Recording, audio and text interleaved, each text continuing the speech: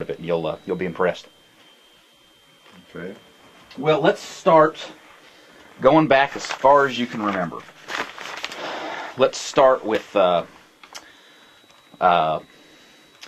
Percy's mother and father. Did you ever meet them? Oh yes. Well, I never met. You're talking about Cecil's father, Percival. Well, you knew Percival. Doctor. I'm talking about his parents. But I never met. Her mother was gone long before her mother was gone before she even met the Atwaters, and it was through the Atwaters how Cecil and I met. Did you ever meet Harriet's mother and father? Oh no. Hiram Thompson and his wife? Oh, no. I think Lydia or Maddie or something like that? No. Never met them? No. The main person I met was Cecil's father, Percival, and his brother, Horace. Lewis, the photographer. Uncle Louis, he was called. And you probably knew Horace. Yes, he was divorced. No, you probably knew Horace. Horace? Horace was Harriet's brother. Oh, okay. Horace Thomas. Okay, you know, you looked into it more than I have. I do the genealogy. All right. Tell me what you heard about Hiram Thompson and his wife. I have to even get oriented as to who Thompson was. Harriet's parents from Chicago. Oh God, that was the Cecil's grandparents. Right. I know practically nothing about them. The main thing I know about in that era, that part of Cecil's heritage, was the story about the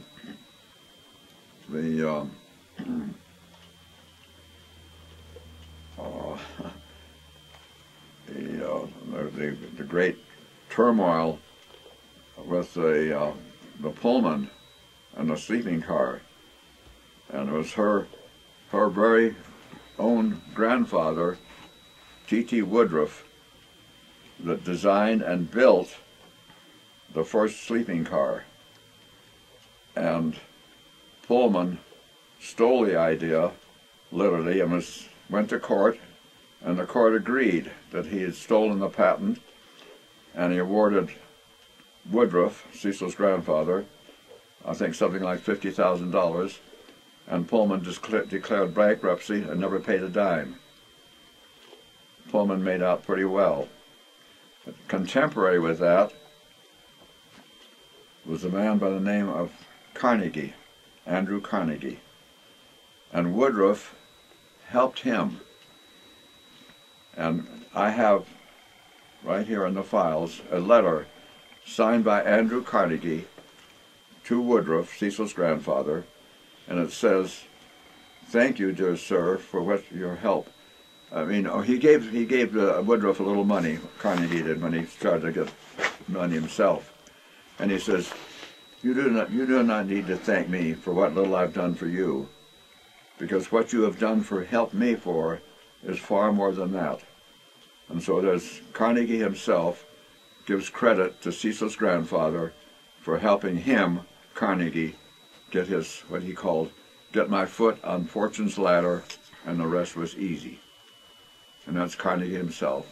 And he gives Cecil's grandfather credit for getting himself on fortune's ladder. Very impressive. And that was that part of Cecil's family, Mr. Woodruff. And her father, the grandson of Woodruff, his middle name is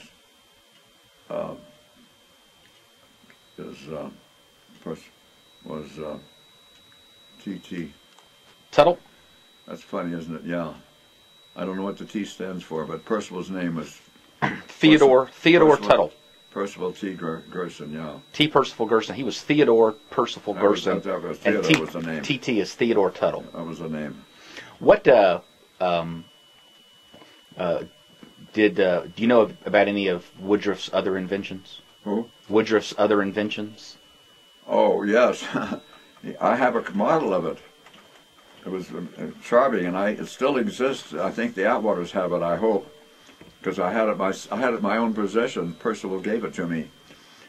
he had the idea that instead of having a conventional propeller on the stern of a ship, that you have a sort of a worm drive on the sides of the ship. On each side, along the bottom of the keel, below the waterline, would be a long corkscrew-shaped screw, a propeller. Instead of being a single-bladed or single propeller in a single plane, 3 blades or whatever it is, it would be a worm-shaped deal on each side of the ship, and would push the ship forward, of course, without having a stern wake with the propeller going around in circles.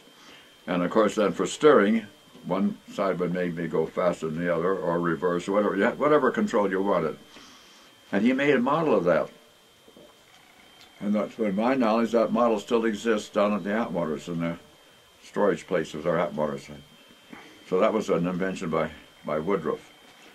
He also, he's in perpetual fame in that there's a little type of machining, a little type of fastening that is used in fastening pulleys onto shafts. To this day, you go to a hardware store and buy a Woodruff key. And it's a certain type of key that he invented that is very, very handy to slip over a shaft and then push the pulley over the key to keep it from turning. It's a way of fastening a pulley onto a shaft. And instead of a so-called conventional key, which is just a rectangular piece that slips into a slot, and the pulley and a slot in the shaft, this you cut a groove, have a semicircular groove in the shaft, and then put a Woodruff key. And you go to a hardware store to this day, and you say, I want a Woodruff key number 3, and they know exactly what you mean. And that's true to this very day. That's called a Woodruff key. Perfect. And that was Cecil's grandfather. Did Percy know his grandfather? T.T. Woodruff is Percy's grandfather and Cecil's great-grandfather, actually. I don't know. Okay. You don't know if he knew him or if he just had his papers? I don't know. Did you ever meet Percy's parents, Isidore Isaac Gerson? Yes. And his wife? No, I didn't marry his wife, but I met, because Percival remarried, but his father, I. Gerson, they called him Pater. I met him many times. He was quite a person. He lived alone. He loved going to the Hollywood Bowl, which Percival himself was the founder of, I guess you may have known. And he had his own seat. There was a group of about 6 or 7 old retired people that sat together in the Hollywood Bowl, and everybody knew that it was their place. It was down more or less in the front, not too far from the orchestra, and that was their place. And no matter how crowded the place was, nobody ever sat in those seats except those 5 or 6 men. And Cecil's father was one of them. And he was Pater. He was mobile by himself, didn't see too well. He had a white cane, and when he came to an intersection or across the street, he might look right or left a little bit, but mainly he pulled his white cane up like this and just go. And boy, if anybody hit him, they wouldn't do it. That's all. They'd screech, so it's not they'd do anything. But he was, hold his white cane up and he walked across. He was quite a character. Anything else about him, you know? You remember any stories, any conversations? No, I never was able to talk to him at all. Just met him. He had his own place in the Hollywood Bowl that was reserved for him and his few friends. And Percival, of course, was given a box, seasonal box, because he was the physician on duty when the orchestra, during the season. There was a little light off to one side that he could recognize, and if anybody in the entire audience needed any help, that light would go on.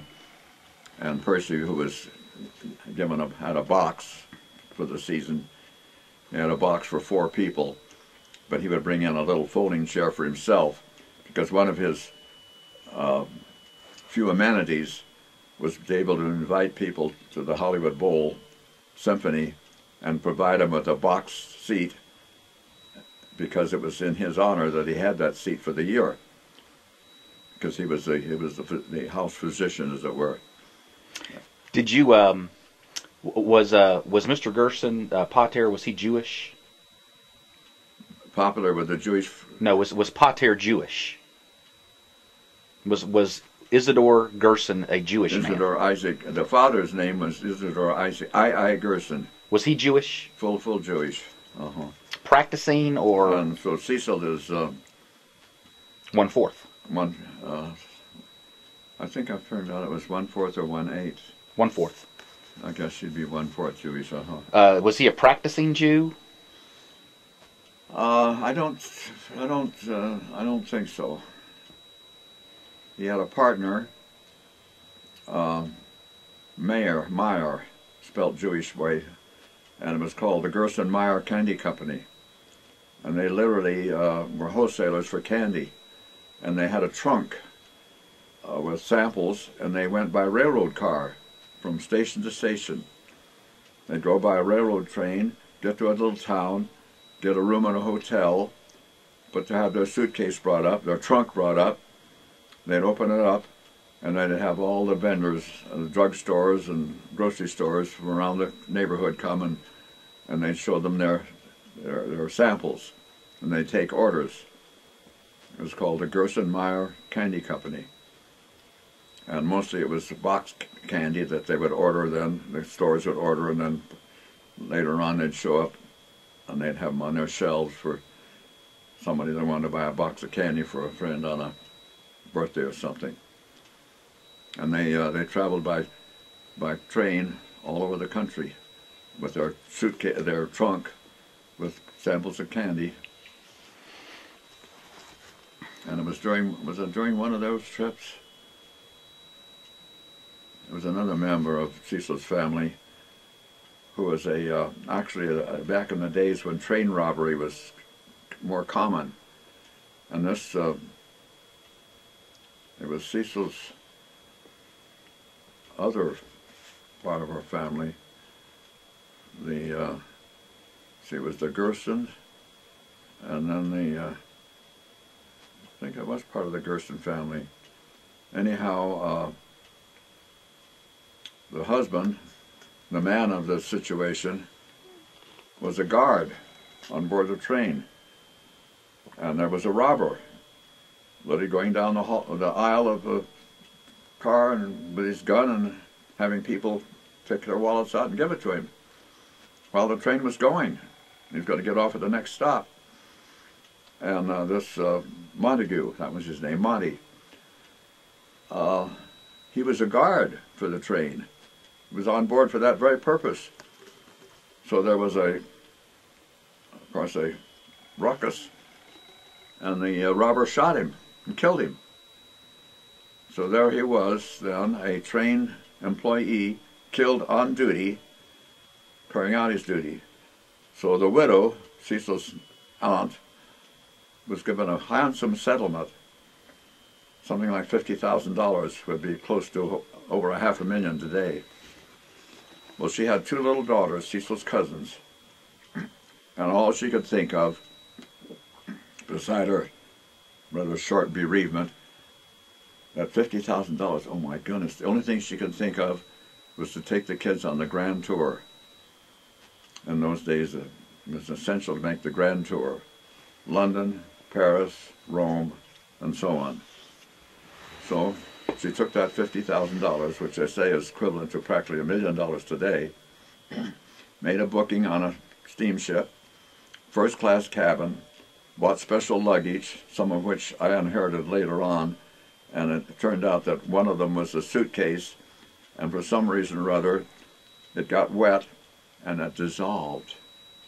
That suitcase was just plastic and glue. It was the cheapest thing that they could sell, but she was so excited in getting ready for the grand tour that she didn't care. She had a wardrobe trunk brought to her stateroom. A big trunk on the edge, and you open it up and it was like a wardrobe. with places for hanging clothes and so on. It was first class all the way. And so she took her two daughters, Cecil's cousins, aged 4 and 6, infinitely too young to appreciate anything. But she had the money and she wanted to make the grand tour. So she spent it all. And they're alive to this day. And Cecil, and when she was here, they'd get together and they'd reminisce that how Aunt Edna spent that $50,000, as I say, like over $500,000 today, on a grand tour, and it didn't mean a thing. Those kids are too young. What do you know why I.I. Gerson moved from Germany or Bavaria to the States? He moved to escape Hitler. Yes. No, he was before Hitler, but well, just Germany, just imperialistic Germany. It was a turmoil, but I don't know too much about it. No. And you never heard anything about his wife, who was Ella Hemingway Woodruff, who married Isidore Gerson? No. You never heard anything about her? Only that she was the daughter of, who was a notable? T.T. Woodruff. Well, yeah, that's correct, T.T. Woodruff. The man that gave Carnegie his start. Yeah, there you go. Andrew Carnegie gives him credit. Now, you told me that. For his own. But you never heard Cecil or Percy or anybody talk about her or mention anything about her. You don't know anything about her. No. Lost to history, Howard. Well, unless it's embedded somewhere else, not with me. No, I've got a few things. I'm not. Actually, I've got a picture over here.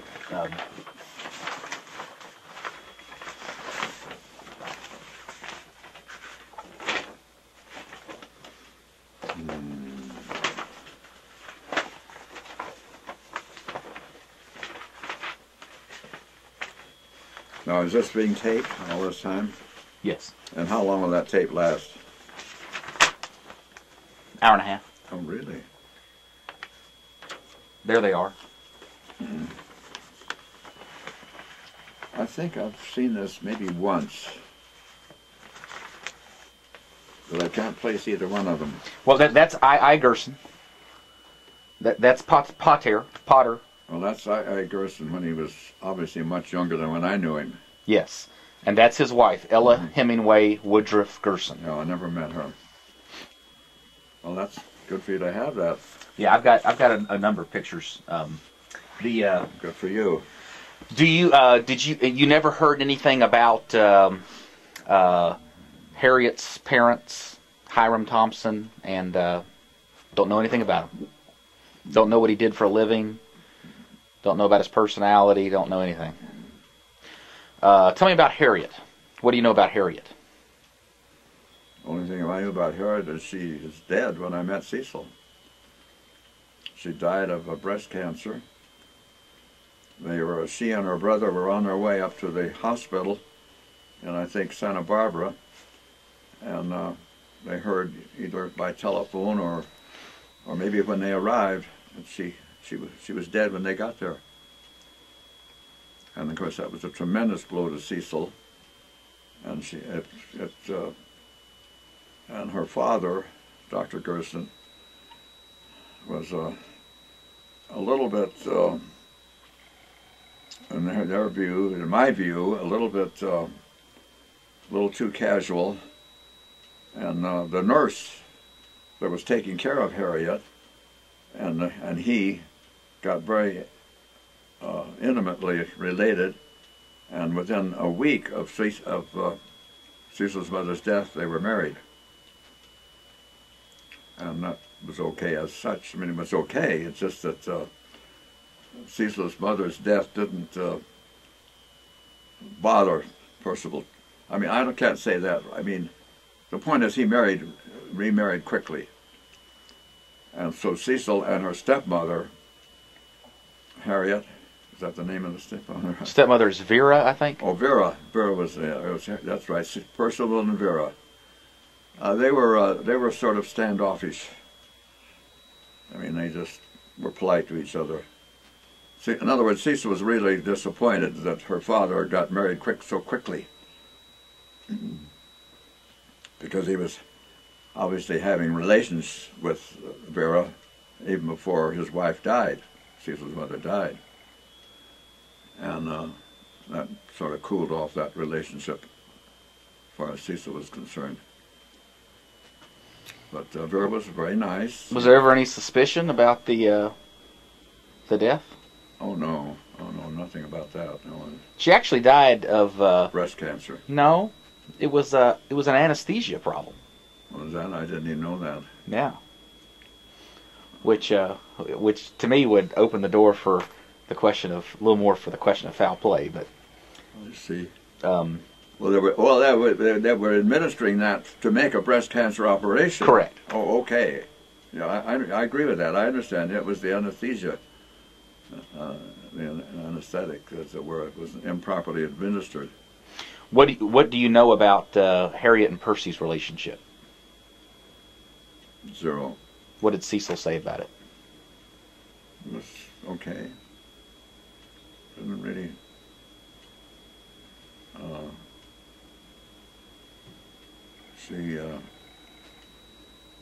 Our main complaint about her father, as it were, during her more intimate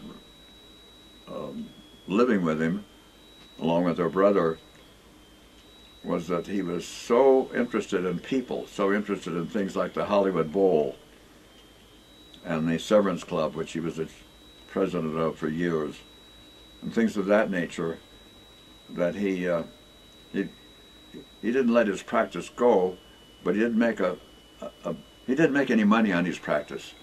Cecil's her typical complaint was, "Father, two things. Father, why don't you stop being a doctor and just be a millionaire?" Because she'd hear all about these millionaire friends of his. You know, it was just be a millionaire.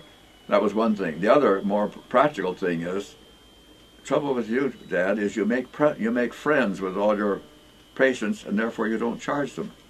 And that was true. Almost half of his patients, he'd say, "Oh, that's for you." Whereas a normal doctor today would say, "That'll be $20," or just send them a bill, or just be glad to see you, but the secretary would send them a bill. He didn't do that. So the family never had enough money to be in tune with where they lived in Hollywood, and Percival very much involved in social affairs. The founder of what became the Severance Club. Madame Severance was the foremost feminist in the world. She's the one that got birth control out in the open. She's the one that started what became the Severance Club, which was a very high-level group of speakers. I remember at Caltech, I ran across a professor that was a little bit more and beyond just the academic day-to-day math, and I appreciated what his philosophy was. So I asked him one time if he would mind talking to a group. He says, "Oh, I don't like to do that," and so on. And then a few days later he said, "Why didn't you tell me it was a Severance Club that you wanted me to go to? I'll be glad to do that." That shows you the kind of reputation it had. Here it was, Eric T. Bell. He was a professor of math at Caltech, and he wrote novels, fiction novels. He had one that was a marvelous fiction story that I won't bother to go into now. And but all that shows you how the name of that club stood out among the intelligentsia, as it were. I came across some letters where I guess it was some Emma Goldman letters to Percy, and they call themselves things like radicals and anarchists and that sort of thing. You know, what did they mean by all that? And that was a reputation that anybody that bothered to think twice about anything in those days became a radical or an anarchist. If you criticize the day-to-day establishment at all, you're a radical. And as I look back on it the same way, I had several years more of awareness than you've had, even, as it were, but I have to smile at how, I won't say fickle the public is, it's how shallow the thinking of the general public is at times. And so it was quite an era there between the two wars, in which anybody that did any thinking, any slightest bit of comment, it wasn't necessarily criticism, you could just comment, is that, oh, he's a redneck, I mean, he's a communist, and put down like that. What do you know about? Cecil told me a couple of times that Percy's espousing free sex back in the 20s and 30s, and that whole thing ended up backfiring on his marriage. Do you know anything about that? Oh yes, they were members of the not the Severance Club. That was the offshoot. They were members of. It had a name. And Judge Lindsay was one of their monitors. Judge Ben Lindsay was one of their gurus. And in the modern technology, they believed in free sex. That was and I believe in that. It was a case wherein sex is when it's done properly, quote unquote, it's a matter of a very nice, intimate relationship at a super friendly level. I don't know if I can get the exact words, but Cecil and I, the key thing to this is, or not the key, but one of the wonderful things about this is Cecil and I had the same philosophy. And my best physical, as it were, example of that, and it's going to be hard to get it out in the right tone, we had such complete understanding of ourselves and our world lifeline commitment. I mean, only death would part us. No matter, nothing could happen that would part us. But at one time, on Guam, without any pre-planning per se, it's just the openness that we each lived, there was one specific evening, which gives a good example of our relationship. That same evening, there was a Navy ship in port. It was the same ship that Cecil and the family had come out to Guam on months before. It was a Navy transport. On board was a chaplain, and he became very enamored with the family. I was already on Guam, but Cecil and the 3 children came out to Guam on this Navy transport, and he was the chaplain, and all of them offered to be in the chorus. And oh, he was so happy to have the mother and these 3 kids, 3 teenagers, but they had a pretty good voice. So they sang in the chorus on Sundays on board the ship. So he became very much appreciative of the family. When that same ship came back into port, maybe a couple of years later, or I don't know how much later, the chaplain of the ship and Cecil were having sex a certain evening while the ship was in port.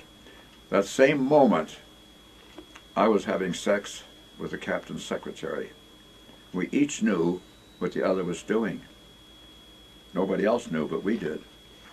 And that was just part of relationships. It's a good, nice, intimate relationship. And that's the understanding we had all our lives. The no ramifications, no backfiring, didn't cause any problems. Had nothing to do with anything except that's something we do with friends now and then. And Percy and Harriet were advancing those ideas back in those days. They probably did. I never knew Harriet. Did I ever know Harriet? No, you didn't. That was her mother. No, I never knew. It was Vera, the second wife. I knew her. I don't think Vera. I never got close to Vera at all. Could never conceive of being able to talk of personal things with Vera. It was just about a once a week, polite, going there for dinner, and that was it. But I imagine Cecil's mother was completely in tune, and Cecil and I, it's a relationship which unfortunately I would say 99.9% of the world doesn't capable of having, and yet it's so basic that occasional sex is just like occasional hello and a good handshake, or being a good friend, and had nothing to do with family piety or whatever else you might want to say. And we both understood. That's why I say the best example is Cecil and the Navy chaplain of all the people, and I'm with the captain's secretary. Interesting. What? Let's see. Let's go to Percy's parents, Harriet's parents. You don't know about her, and then. But tell me what you know about your grandfather. I wasn't with him as much as I could have been, and definitely not as much as I should have been. He was ill in fact, the reason we went to Oregon was because he was all alone on this homestead that he himself patented, as the word goes, as he improved it, with his own hands. He was a Civil War veteran, as you probably have heard. Let's tell that story. Huh? Let's tell that story. He was a veteran of the Civil War. Okay. And because of that... Do you know how he got wounded or what? He got hurt. I had for a while at his sword. He was an officer, a junior officer, and had a sword that went with his cavalry duties. And for a long time that sword was in the family, and as I recall dimly, somewhere along the line, the family needed a few dollars, and so they pawned it at a pawn shop, and it was never redeemed. And that goes along with a gold Howard watch that my father gave me. A Howard watch is so special that a duplicate of it is in the Smithsonian Institute. To this day, you go down and look at the various #1 products, and a Howard watch is one of them. And my father gave me his Howard watch, and I too had to pawn it for $3 to buy groceries for the kids, and it was never redeemed. So anyhow, back to the Civil War veteran grandfather. Because he was a Civil War veteran, he had... You don't know the battle he was in or what the circumstances of the wound? You don't know what kind of wound? He was injured. Was he shot? No, he was, I think, a sword wound. He got around all right, but he was limped. And finally he got ill and he had to go to a hospital in Medford, which is the reason we finally went up there. The reason that my father had to go to Oregon was to help take care of the place, the very homestead that my grandfather had filed. Because he was a Civil War veteran, he was able to file for this 100-acre, I think 120-acre homestead in a charming valley there in southern Oregon. It had 17 live springs on it. It was, it was priceless. And I'm the only grandchild he had. He had one grandchild, and I'm it. So that place was mine, heritage-wise, without a question, but it was stolen from us by an inept attorney and a judge that was on the take. And to this day, it's still been stolen away from us. Anyhow, that one there.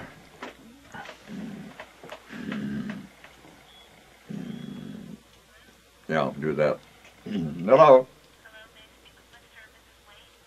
You want to talk to whom? Well, Mrs. Waite has been gone for 8 years. So I'm Howard Waite. Hello, Mr. Waite. I'm sorry. My name is Sophia Lopez. I work for Jobs for the Disadvantaged. For what, Go? Jobs for the Disadvantaged. Well, you know what? I'm a #1 disadvantage, and I'm a #1 taking care of myself.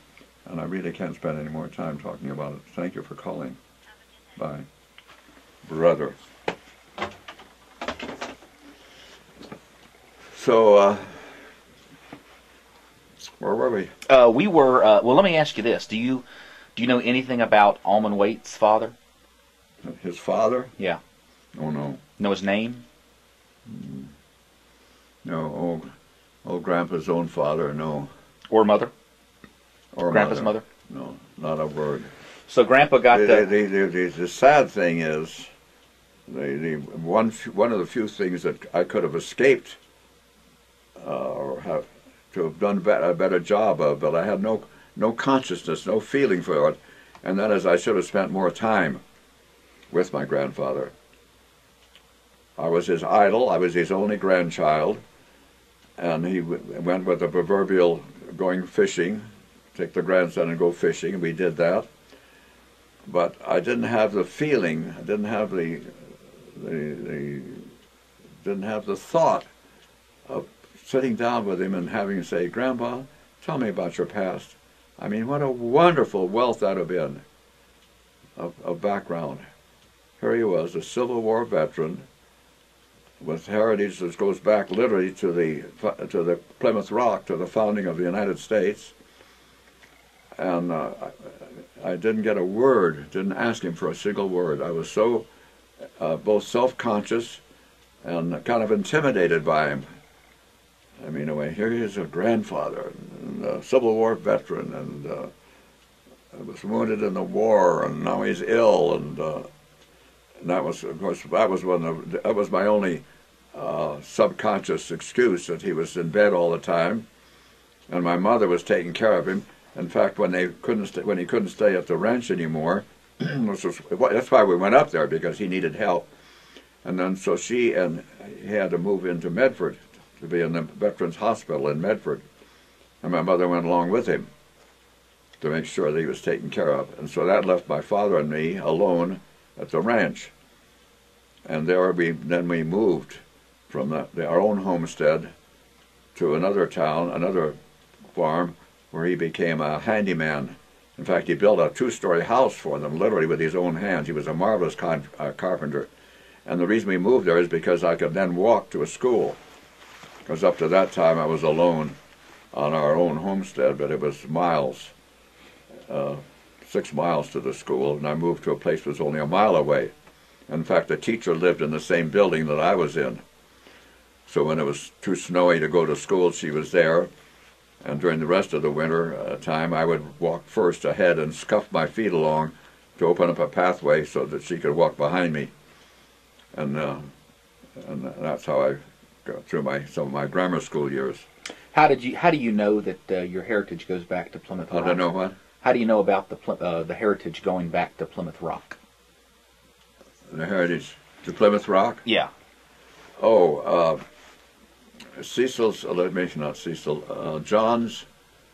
John's mother, Grandma Annie, I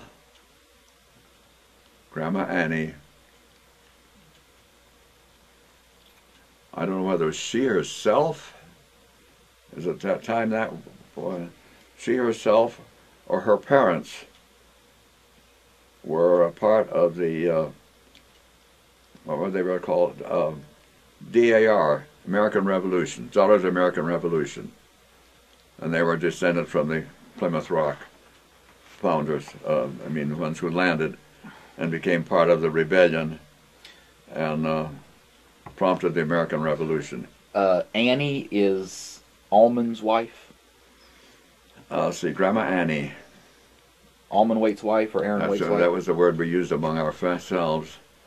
And Grandma Annie was my father's second wife. Yeah, that's right. She was John's wife. Your father's second wife. Uh-huh. Now, I come across a lot of pictures of an Olive Waite. Olive was a name Olive and Waite is big in the family. Now I don't remember who. I think Olive was the daughter. I think she was an aunt of mine, but I can't place it at the moment. You don't know who? Do you not know who Almond Waite's wife was? Your grandmother? Yes, I lived with her for a long time. She and her daughter, who never had a child of her own, Winfred. That's my middle name. Okay. She was Winifred, and I'm Winfred, after John's sister. And I lived with them in Los Angeles on Flower Street. That's an era that I remember very well. The house was basically equipped with gas lights, and then there was a few electric bulbs brought in while we were occupying it practically. Just in the room, there'd be one drop cord with a light on it. But other than that, around the wall was gas lamps with their little glass shades and their little flame of gas. And so Winfred was my favorite aunt. I was definitely her favorite nephew, I guess. We'd go to Griffith Park or to various parks on a Sunday, and I was the I was the nearest thing to any child she had. She had no children of her own, so I was her favorite nephew, as it were. I've seen some pictures of her. It looks like she was some kind of a character. She was. She never married. She became very successful as a florist in Berkeley, and she knew almost all of the seniors, and they'd come to her and she'd fix them little bouquets for their date when they were going to go out on a date, and they wanted to come to her and get a corsage. That was it. She was great at fixing up corsages, and she was known by half of the seniors at Berkeley. What and who was your grandmother? My grandmother. Winnie's mother, John and Winnie's mother. Well, now, yeah, that was my true paternal grandmother. I lived with her and Winfred for a year or more. What's her name? What was her name? Yeah, it wasn't Annie. I was the second wife. Was it not Olive? I don't know. Not funny. I don't remember what my real paternal grandmother's name was. She was just Grandma. And and by gas lamp, literally by gas light, she'd read the Rover Boys. And when she'd finish the book and look around, I'd say, "Start over."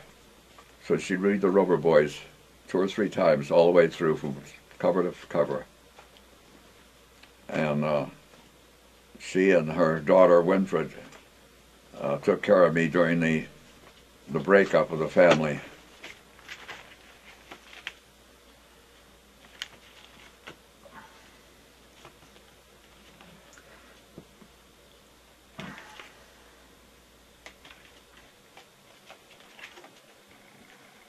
Who is that?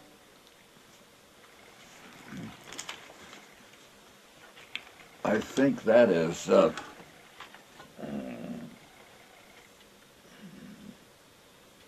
think that's who that is. What does it say here? Olive Waite. That's it. That's that's John's mother. That's your grandma.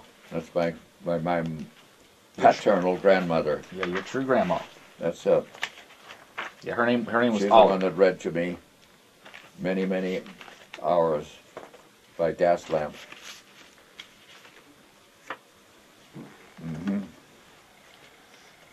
Olive Jones Waite. That's it.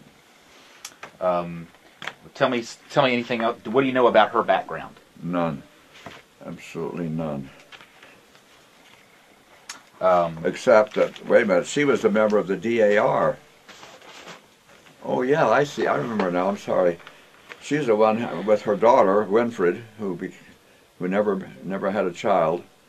Her daughter and her daughter and I are the ones that I lived with while my own family was breaking up before I went to Oregon and all that messed up stuff. And she's the one that was the daughter of the American Revolution, the DAR. And we used to go to, they'd have meetings at a park in Los Angeles. Go to Lincoln Park where the DARs were meeting, Daughters of the American Revolution. That was Olive. I have, a lot of the genealogy records have come to me, but I don't think I've come across Winifred or Olive's DAR records. Maybe we can find them. I'd like to find those. But still, I think there's probably a headquarters still to this day for DAR. Yeah, it's probably filed somewhere. And they ought to have her name in there somewhere. That's what I'll do. Because she was a very definitely a bona fide member of the DARs. Now, I know something about the Joneses. Do you know anything about the Joneses? Not offhand. Apparently, Olive Jones Wade, her maiden name was Jones. I see. I know one name that's in there somewhere, because I remember them being in my household when my father gave me an electric train. He gave me an electric train, I think, when I was 3, because the proverbial joke is that any father that has a son wants to immediately get an electric train for himself, ostensibly for his son. But he gets an electric train before the... And I remember this electric train, I don't know whether it was my first one I ever had or not, but it doesn't matter, I was too young to do much with it. And besides, it wouldn't matter if I did or not, because my father and his 2, Oscar and Floyd, that's where this Olive comes into the picture. They were sort of my half uncles or half nephews or something like that. They were teenagers, anyhow. They were teenagers, and my father was not much older. And the 3 of them, I was given an electric train for my birthday. And of course, I didn't even get a chance to unpack it practically. It just was my electric train. But then immediately, the electric train and all the tracks and everything else was put on I think a piece of plywood. And the 3 of them spent the entire day playing with the electric train. And maybe once during the whole time, they would let me push a button and let the train go. If I would do this, just push the button. But all the rest of the time, they were modifying the track. In fact, my father, in his usual way, which is one of the traits that I've inherited, wants to always make things overdo what came with the package. And so he made his own tracks. And it was quite a project. He was working for the City Railroad. That's where he got a big injury, a lifetime injury there. Anyhow, he was able to get 100 feet of heavy copper cable.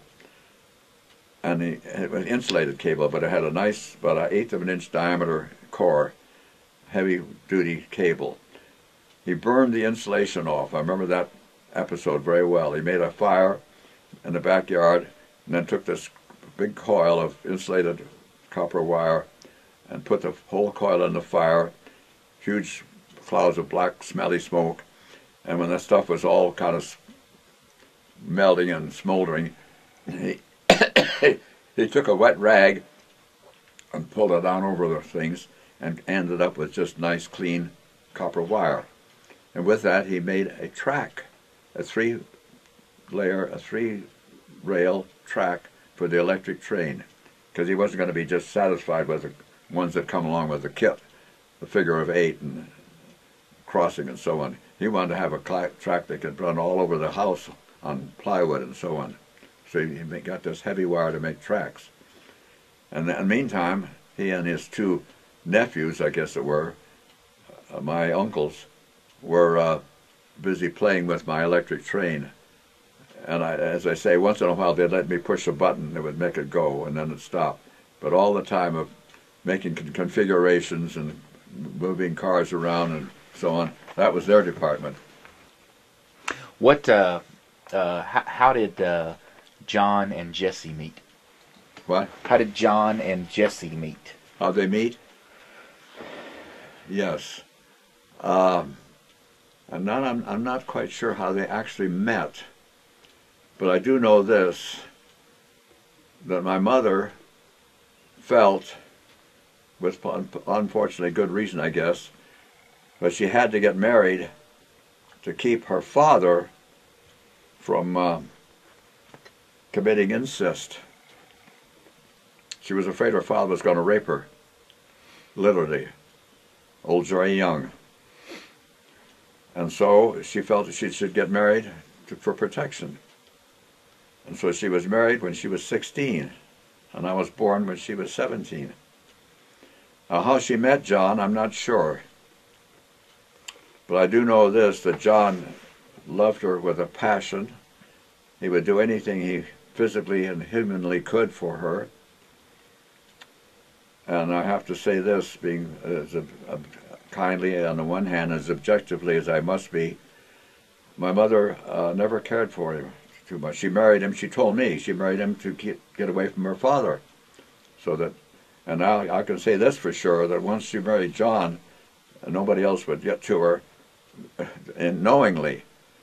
The other irony is, it's hard for me to say this, but I find that it's not only true, but women are hard to fathom sometimes. My mother began practicing, became a prostitute. And more than once, and when I was at the kindergarten age, she'd send me off to some faraway store to get a certain kind of bread. Now don't hurry, but we need that, and then the local store doesn't have it, so here's a quarter, go get that. And in the meantime, there was a man suitor in the house, and so she'd have sex with him. And I've never, to this day, I cannot fathom the philosophy of some women, that she couldn't stand John, her father, my father, her husband, but she could prostitute herself with friends. And I remember once, well, my poor father had a horrible accident at the steam plant where he worked. He was an engineer for the steam plant at the railway where they generated direct current for the streetcars. And there was a proverbial boiler explosion, and he was scalded. I didn't see it till years later when we were up at Oregon in a pond and we were all skinny dipping. But he was scalded, and he had a scar, a horrible scar from his heel all the way up to his earlobe. His whole left side was one continuous scar tissue. And you can imagine the agony that he was in because that was before they had much knowledge about skin grafting and things of that nature. I remember seeing him in the hospital after this accident occurred, and all I could see was his eyes. Everything else was a bandage. Head to foot, he was in bandages. And they were doing the best they could for him, but he must have been in horrible agony. And I really felt sorry for him. Well, my mother, in a philosophy that it's hard for me to see how they could get it, because he had this injury, I remember her telling somebody that getting into bed with John was like getting into bed with a toad, because he had this curable scar tissue on his whole side, and she took it too quickly, too personally. And so, how did you learn about her prostituting herself? Did she tell you about it? No, she didn't have to. I would be home, and somebody would come in that I hadn't seen before, and she'd come over and say, "Howard, go take this quarter." Well, how'd you figure it out? When? I mean, you didn't figure it out at that age, did you? I knew. Yes, I knew what was happening. How old were you? How old were you? 5, 6, I knew 7? that she was going to have sex with this visitor. How old were you? 7, 8, 9? Yeah, exactly. That seems a little young to know that. Yes, well, that's all right. The household was that kind of a household. You were street smart quick. It was always even parties they'd have on a Saturday night when I was in kindergarten. At the best, or kindergarten, because by the time I was in the first grade, I started moving. And then I was in something like 16 or 17 different grade schools before I ever got out of the 8th grade. And only when I got into the high school did I decide I was going to move schools anymore. I moved, but I didn't move my school anymore. Did you? Was she an actress or some kind of theatrical, creative, dramatic person? My mother, yes, she was on of all things. She was on the Follies on Main Street. I've seen her. Maybe I told you this. Talk about athletic. I've seen her barefooted, standing in the doorway between the kitchen and the dining room, with her flat foot on the floor, and raising up and putting her other foot on the heading of the doorway. 180-degree split, absolutely full 180-degree split. Just stand there. So when the breakup occurred, and John went off to Oregon to take care of his dying father, and kept waiting us to come up there, he'd send my mother money to get a ticket to go up to Oregon, and she'd spend it. So after that, about 3 times that happened, and he sent her tickets. He didn't send her money anymore. He sent her tickets. And so that's how we happened to finally go to Oregon. But during that period, she was a call girl, practically. But did she also do some acting?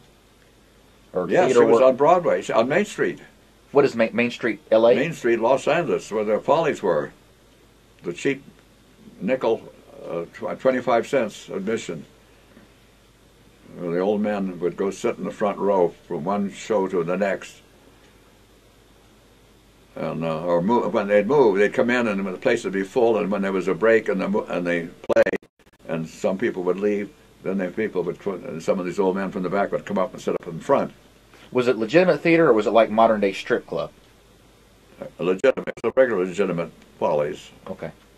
It wasn't. It was on Main Street, but a place where I don't know how many families went there, but across the street from it, and not too far away, was the Hippodrome. And there was where I would be treated to by going once a week. On Saturday, we'd go to the Hippodrome, and that was a really upscale, as it were, family entertainment place. They'd have horses that did tricks, and dogs that did tricks, and strongmen, and athletic things, and so on. But then on the other side of the street, and not too far away, was the Main Street Follies, where the girls were available, literally. So it wasn't really serious theater. It was burlesque kind of stuff. Serious what? Theater. Well, I see. Yeah, and now that you mention, I don't know who would go there except old men looking for women. Not necessarily old men. Because when we finally then moved to Oregon, and everything would have been fine, except that my grandfather died, as it were, and that began the split up, or the split up occurred right there. My father didn't mind my mother being up in Medford taking care of his father, but when old Grandpa Waite died, the only thing for my mother to do was to come back to the farm, which is what my father had hoped, or for her to go supposedly to with her sister. There was a period there of a couple of years. When my grandfather died, instead of going back to the ranch, which my mother didn't want to do, she ostensibly went to live with her sister, Florence, my Aunt Florence. I say extensively because she started sending me letters from Florence, from that address in South Dakota. And she'd send me a package now and then. And in my inimical, self-centered, excuse me, self-centered way, I'd write her a letter. My father would say, "Write your mother now, write her a letter." So I would say, "Dear Mother," darn it.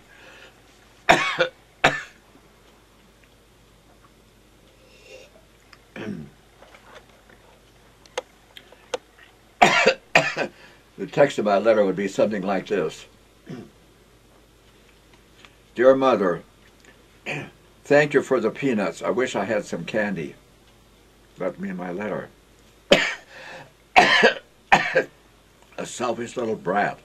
Then I'd write another letter and say, "Thank you for the candy. I wish I had some peanuts." You want some water? I better have some. You know, I better. I'll get you. I got it. Just turn this. There should be. Okay. I sometimes amaze myself at what a selfish brat I was. It's unconscionable. See, I was the only grandchild.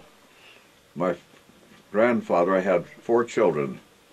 My Aunt Winfred, my Aunt Florence, my uncle John's brother, who was it? It wasn't Uncle Horace. Anyhow, of the four grandchildren, of the four children he had only one grandchild. That was me. And that was part of it. And for other reasons, I was given too much attention. I think that maybe I've told you before about that famous Christmas when I was in the bedroom in the wet bed, which is where I usually woke up in the morning. It was Christmas morning, and I could hear mumbling going on in the next room where the den was, where my father had had a real tree with real candles on it. Went to a lot of trouble to have everything right for Howard. So I could hear this mumbling going on, mumble, mumble, mumble, Howard, and then mumble, mumble, mumble, Howard, because you can always hear your own name when you can't hear other things. Pretty soon, or after a while, too long a while, my mother came in kind of plaintively and said, "Don't you want to come and see what Santa Claus bought for you?" Oh, well, okay. See, I was spoiled rotten. Anyhow, probably I've told you this before.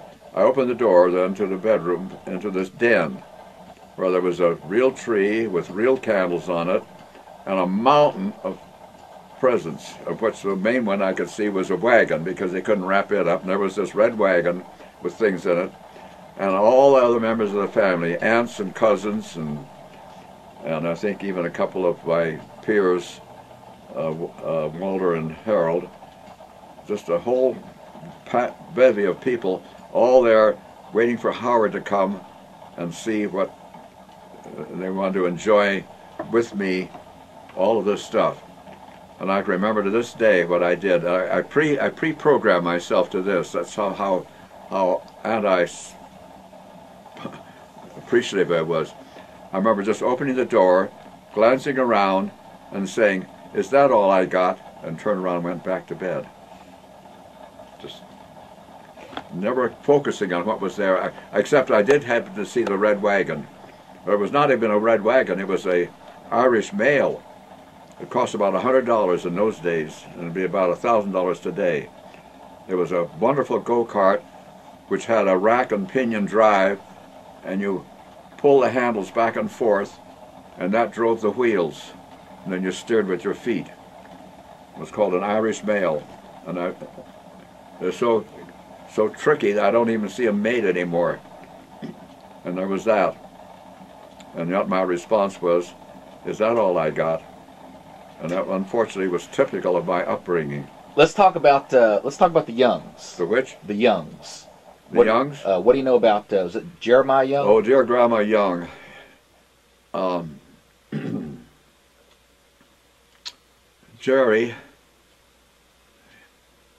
Jeremiah was my true grandfather.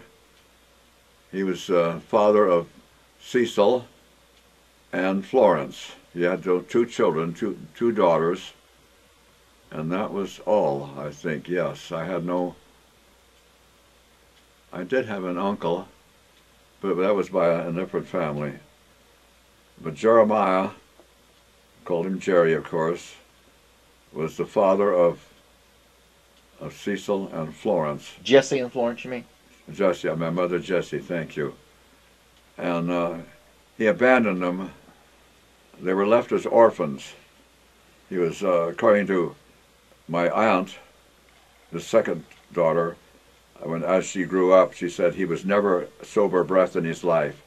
He was always drunk. And so they were abandoned. They actually were in an orphanage. While they were in an orphanage, a woman by the name of Lou, talk about a heavenly soul, if there ever was one, literally married him to be able to be the stepmother for those two daughters. So she married old Jerry Young, and then she immediately started taking care of Cecil and Florence. They themselves were about age 4 and 6 or something like that. And one of the stories that they tell, I may have mentioned before, about the time that the only thing in the house, I mean, he married them, but he didn't take care of them. He was always drunk. And they never had any money, never had anything else. One time, the only thing in the house to eat was a jar of goose grease. Remember that story? That's all. The only thing edible in the entire house was a jar with some grease in it from left over from cooking a goose. So dear Lou, my step-grandmother, sent Cecil on, not Cecil, yeah, Jesse. sent Jessie, my mother, to the neighbors on one side and said, ask if you could please borrow a half a cup of flour. And she said, yeah, Florence, go there. We asked them if you could borrow half a cup of bread, half a loaf of bread. Well, of course, the neighbors would automatically know that they'd never see half a loaf of bread, but nevertheless, poor little kids were begging for a half a loaf of bread. So the point is, they came back and so there was Lou, my grandmother, with a half a loaf of bread and a half a cup of flour. With that flour and the grease, she made gravy. You can make a delicious gravy by literally cooking the flour in the grease. They had bread and gravy. And my mother said for years later that was the best meal they could ever remember having. Because you're hungry in the first place and it wasn't bad in the other place. So they had gravy and bread, and that was their dinner for that night. So old Jerry, their father, their mother died she died literally at the birth of Florence, Cecil's sister. She was Jesse's sister. A birth death. And so they grew up for a while in an orphanage, and then when Jerry married again to my grandmother now, Lou, she took him over, took care of them.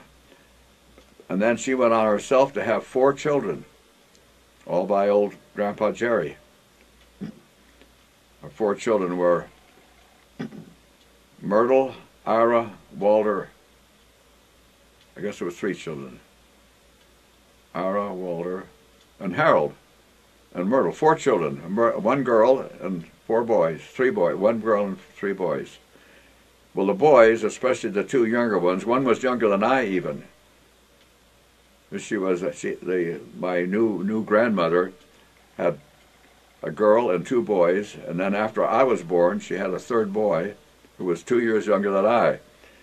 Well, those 2 boys, 2 years older and 2 years younger than I, were inseparable at vacation time. And when I lived in Los Angeles, during weekends, I would be able to take the streetcar, the big red cars, by myself and go down to Redondo. And in the summertime, even when we lived in Phoenix, Arizona, I would take the train from Phoenix to Los Angeles and take the red car from Los Angeles down to Redondo, and I'd spend my summers with them. So I was inseparable with her then 2 new sons and with me, my step-grandson. So when Jessie was concerned about incest with Jerry, that was her natural father.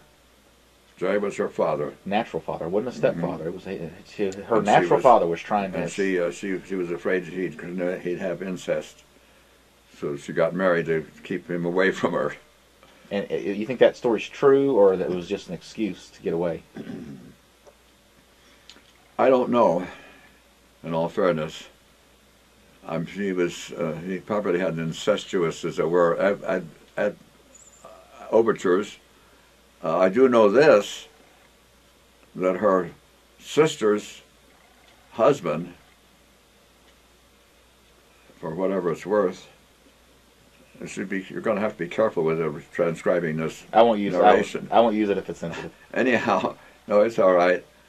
I do know that my cousin Marguerite, the daughter of Cecil's sister, Marguerite, the dear young little, very charming girl that would have married me, and legally we could have married. I understand that cousins can marry, but she was the one that helped me get through school by being what I call my stand-in.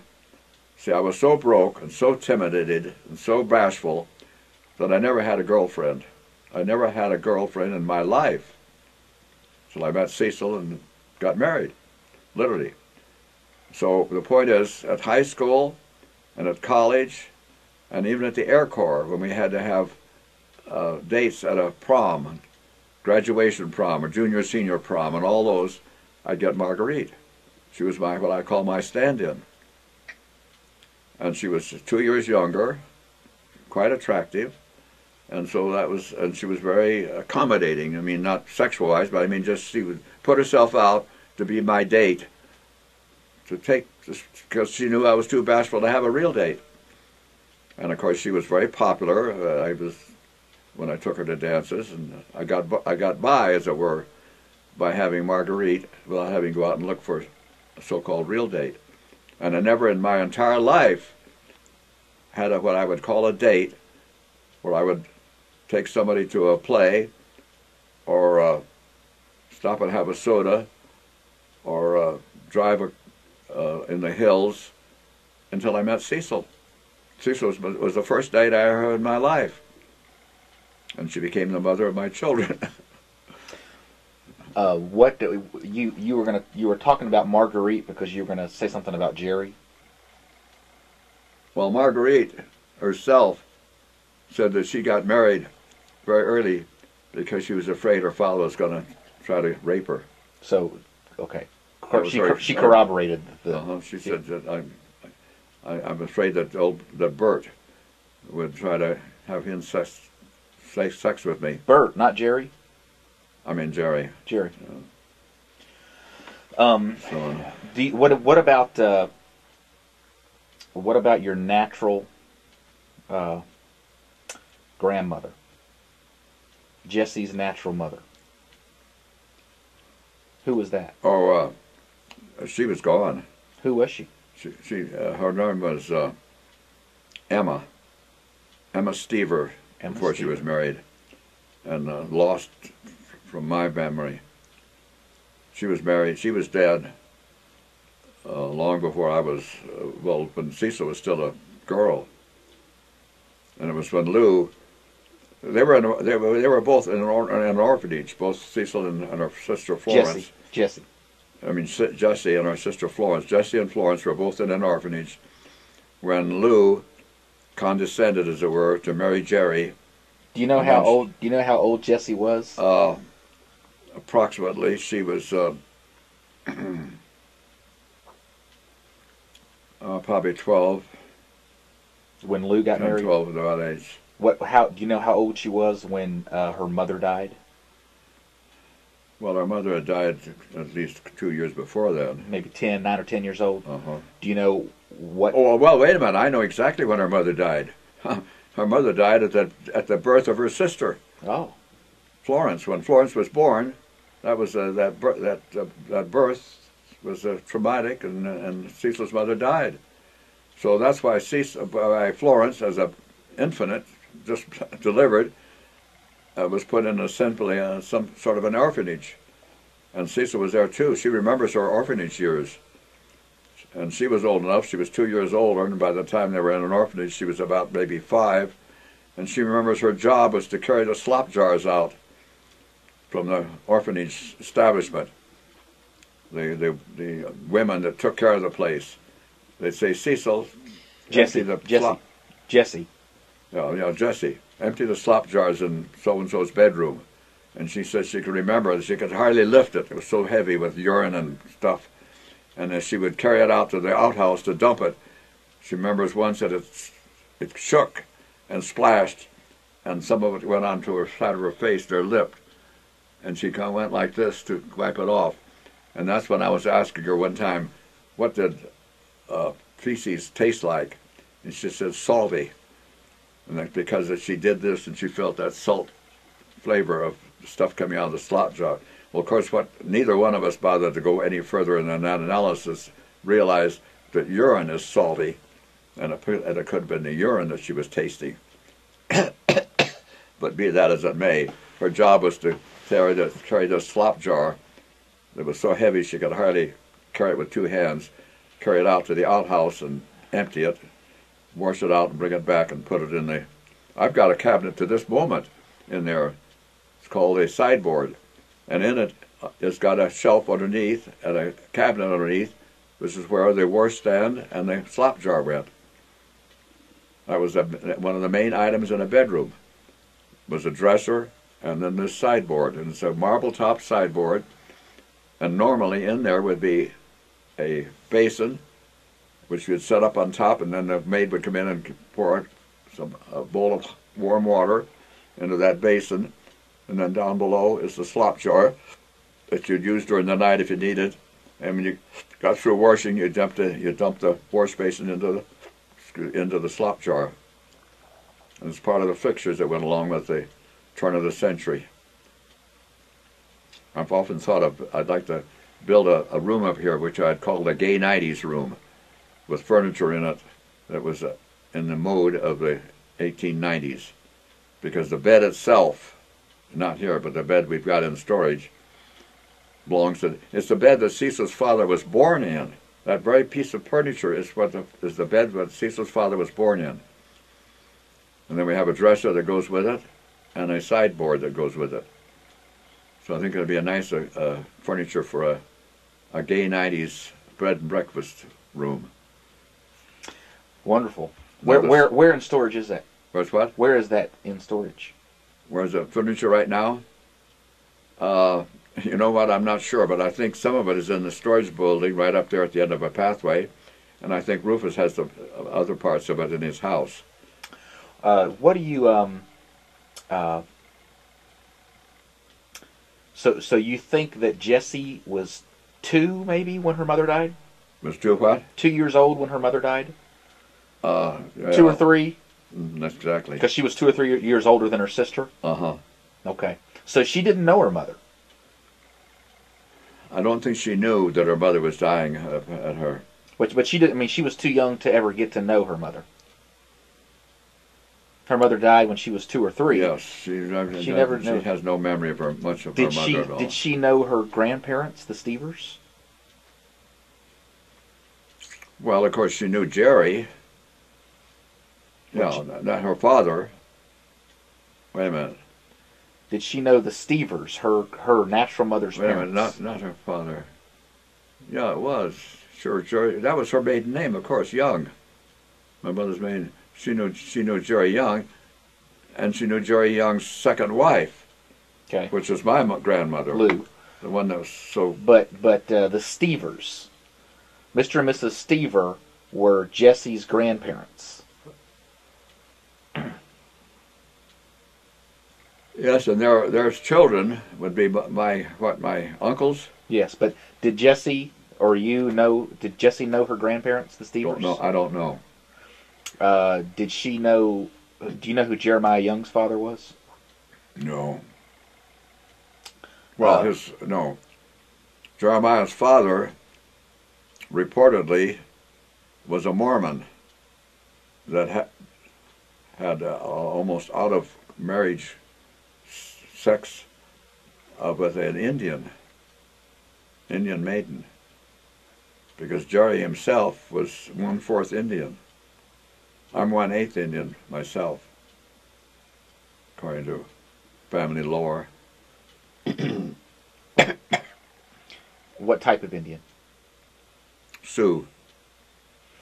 So Jeremiah's father was a Mormon who had an Indian maid. Did Jeremiah Young look Mormon? I mean, look Indian? I've looked for that in some of his pictures, and the answer is you can see it, but you don't have to, as it were. Excuse me. Did you ever meet Jeremiah Young? Oh, heavens, yes. Old Jerry? Oh, we went fishing together lots of times. Mm-hmm.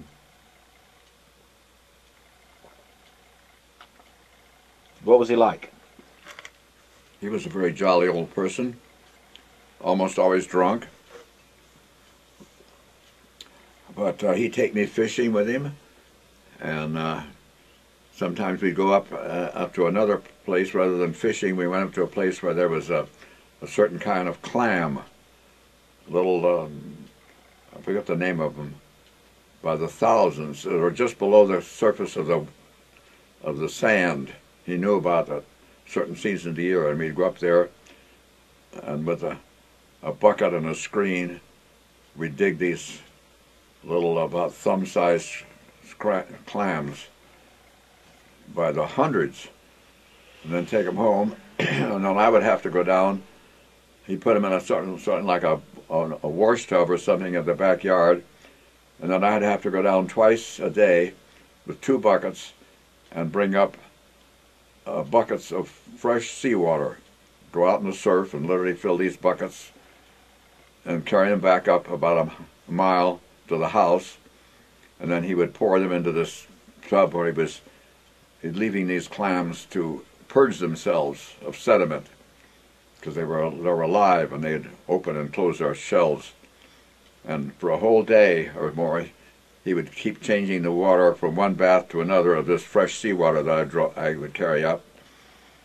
And then when he was satisfied that they had cleaned themselves enough of their own sediment that they were sucking on and living on, clean themselves, then he would boil them and we'd have clam chowder. As a special. So you enjoyed spending time with him? What? You had a good time with him? Oh yeah, I was going to say our other relationship was a magazine that he subscribed to, Western Story magazine. I think it was 10 cents on the stand, but he subscribed to it. So once a month he'd get a new copy of the Western Story magazine, and we would share our editorial opinion of the different stories. He'd say, "Did you read this one about the Headless Horseman?" "No." He says, "Well, it's a good one. The one about Robert so-and-so," he says, "that's a dumb story." So we'd share our attitudes on the Western Story magazine. And as I say, and he would take me fishing down at he had the only license that I know of, and that's one of the things that I can use to follow up a little bit about his background. He had a valid commercial license to fish with a net off of the pier in Redondo. He was one of the few, if not the only person that had a license to do that. Everybody else had to use hook and line, which is what it was for tourists to have a pleasure. But he could have a net that he would drop in with bait in the middle of the net and lower it down, and then a whole bunch of mackerel would crawl in, would swim into the center of that net, and he'd raise it up, and he'd get mackerel commercially that way. He had a license to get mackerel commercially.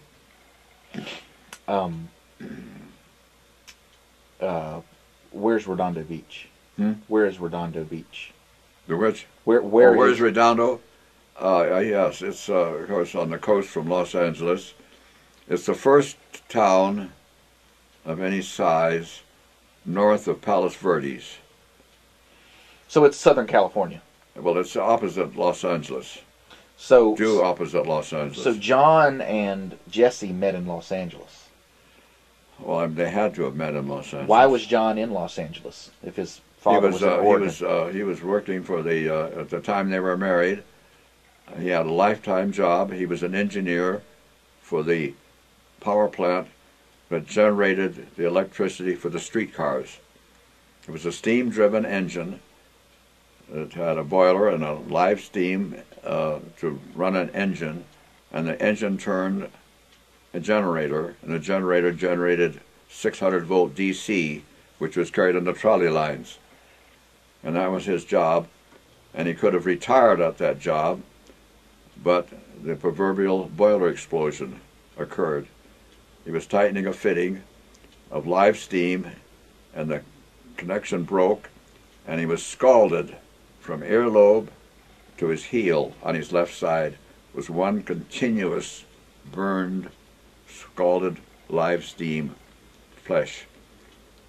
And I remember going to the hospital and seeing him. I was about 4, and all I could see was his eyes. Everything was a bandage. And the agony that poor man had to go through, because they didn't know much about skin graft or so on. And he was just raw, burned skin from heel to earlobe on the left side from this live steam that went superheated steam. To this moment, I can't imagine the agony that he had to go through. So he couldn't be an engineer after that? He could what? He couldn't continue to be an engineer after that? Well, they didn't want him to. He got a job then as a conductor on a streetcar line. Lifetime job, early retirement, and everything was fine. The irony is my dear mother, in her tremendously giving ways, on the one hand, couldn't stand him once he got well with this person with the scar tissue on him, and she refused to have sex with him. Here she was almost a prostitute, did prostitute herself at times on the one hand, but she couldn't feel comfortable with John with all the scar on him.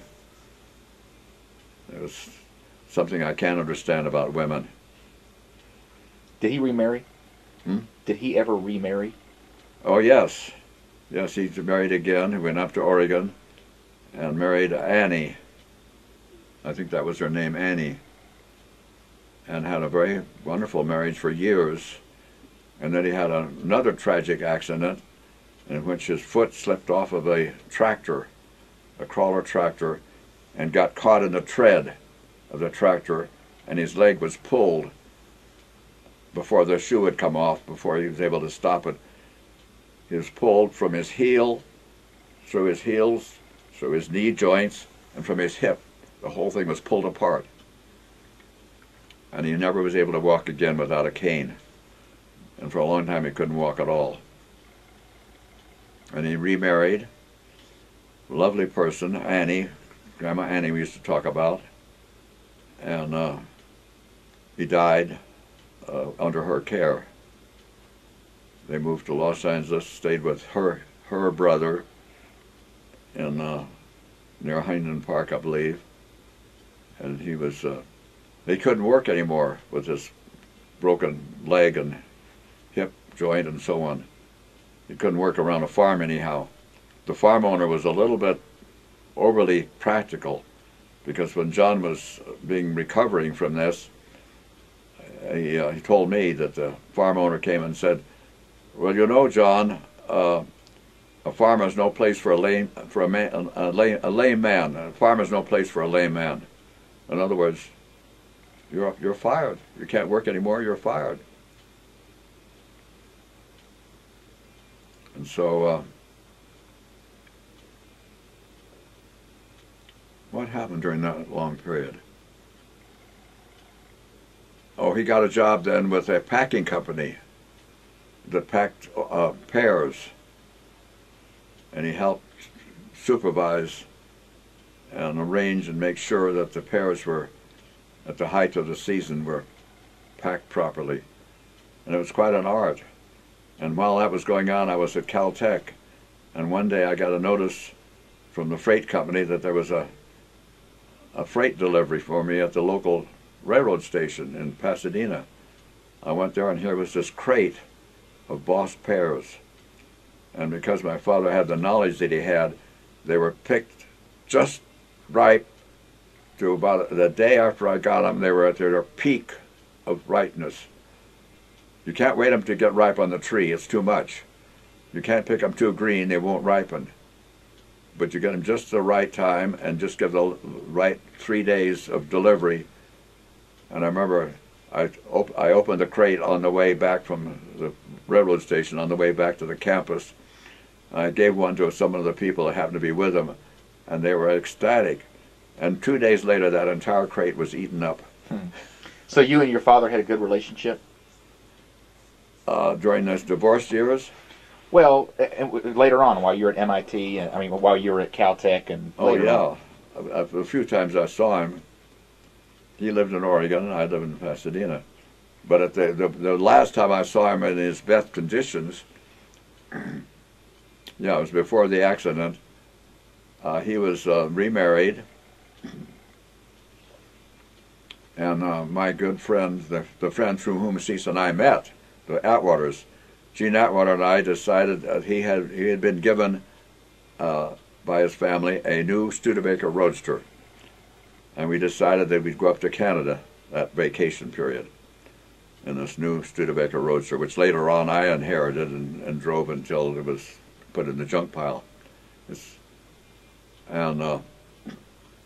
So anyhow, we drove to Oregon and found and met John, and I introduced. I was so embarrassed, though, about the relationship. I wasn't at ease about divorce relationships and so on, that I told Gene Atwater that it was my uncle that was going to visit. Didn't tell him it was my father. And my father didn't know I was going to make that charade. And so when he was with us, so he did everything he could for us during the day and a half layover on our way to Oregon, on our way to Canada. He took us to Crater Lake. He took us to a lodge there. He entertained us at home. And he did everything that he could during that day and a half that we stayed on our way to Canada. And then on the way back, it wasn't that trip. On the way back, I don't think we even stopped. But years later, when Nancy was a baby, I went up to Oregon again. I forget what prompted the trip. Maybe it was just to see him. He'd been injured by this tractor accident, and he was in a wheelchair. And I went to see him, and we, I don't know where we stayed. We stayed with him, I guess. And I made a being right then to make arrangements for him to come to Los Angeles. Well, not necessarily to stay with us, but to, well, I know why it was, yes. His then wife had a brother and family. He had in-laws living in Huntington Park, and it was a matter of getting him there. So I helped with the arrangements to do that. There's a little red light flashing. What does that mean? That it's on? That's all? It means we got a minute left. Huh? We got 1 minute left. That's a warning of that. That's cute. Well, so when he had this injury, this terrible tractor injury, and couldn't walk anymore. And the farm said, you know, you can't work on the farm. You might as well get out of here, just like that. So he came to Huntington Park, where his wife had family, and they lived next door. And that's where I saw him. That's where he died. So you were in your 20s when he died? I was in my 20s, yes. I was working for the water department. I had just started a family of my own. Yeah. Well, let's see.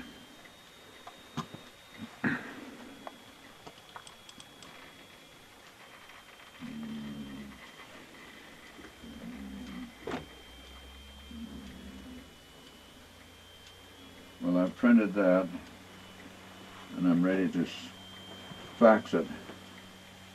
So what did you want to show me? Oh, how to open up mail? Equipment. I designed a plant for process. Let's get started by talking about let's talk about you mentioned yesterday, and we didn't cover it real quick. Percy founding the Hollywood Bowl. What do you know about that story? Percy, Cecil's father, and the head of the family through whom we met, the Atwaters, Dr. Atwater on the one hand, and Dr. Gerson, Cecil's father, on the other hand, were both ardent environmentalists. I don't know how they met, but they had common interests. And one of them was people, but also music. And they were each pretty much involved in social affairs and in good music before they met, and when they met, that sort of precipitated, excuse me, even more interest. And there was something about their mutual separate interests before they met, but joint interest when they met, that they felt that Oh, I know. There was already a program going, a sort of a semi-outdoor program called Light of Asia, a pageant, and the musical part of it was very interesting, very profound for the people that went to it. The story was one thing, but the actual presentation out in the woods, out in a certain natural setting, seemed to be even more interesting. And so the two of them thought it would be good to have that same type of thing in just an orchestra, just in not just a play like The Light of Asia, which was a play about Jesus and so on, but just to have it on the empathy, on the musician side, and again someplace outdoor. So the two of them literally walked around various places of the Los Angeles area, and they found this more or less natural amphitheater, in which in the middle of it was a big oak tree, and beyond it was a place where the orchestra could assemble. And they, with the help of a third person who became very well known in the movement, Artie Mason Carter, I believe her name was, because she knew the orchestra people, and all they knew was music and people, assembly, and so on.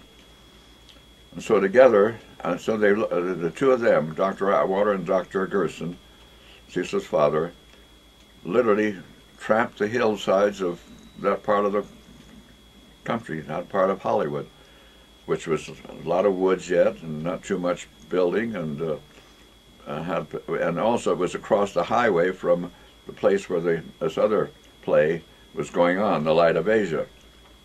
And they found this place that was no buildings yet, had a big oak tree in the middle of it, and sort of a natural swale where people could sit. And they talked to the people that were involved in the orchestra, the Los Angeles Philharmonic, and they actually then arranged arrangements to have the entire musicians, all the musicians of this Philharmonic, with advance advertising of some sort, come out there and arranged with a whole bunch of folding chairs, and they gave a presentation.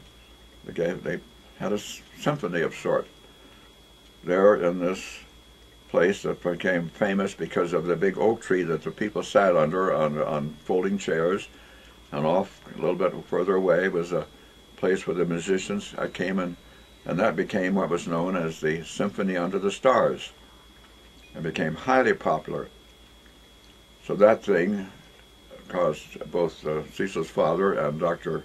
Atwater, the father of my classmate, it gave them encouragement to see about formalizing this, about getting some permanent seats or getting a permanent place for the musicians.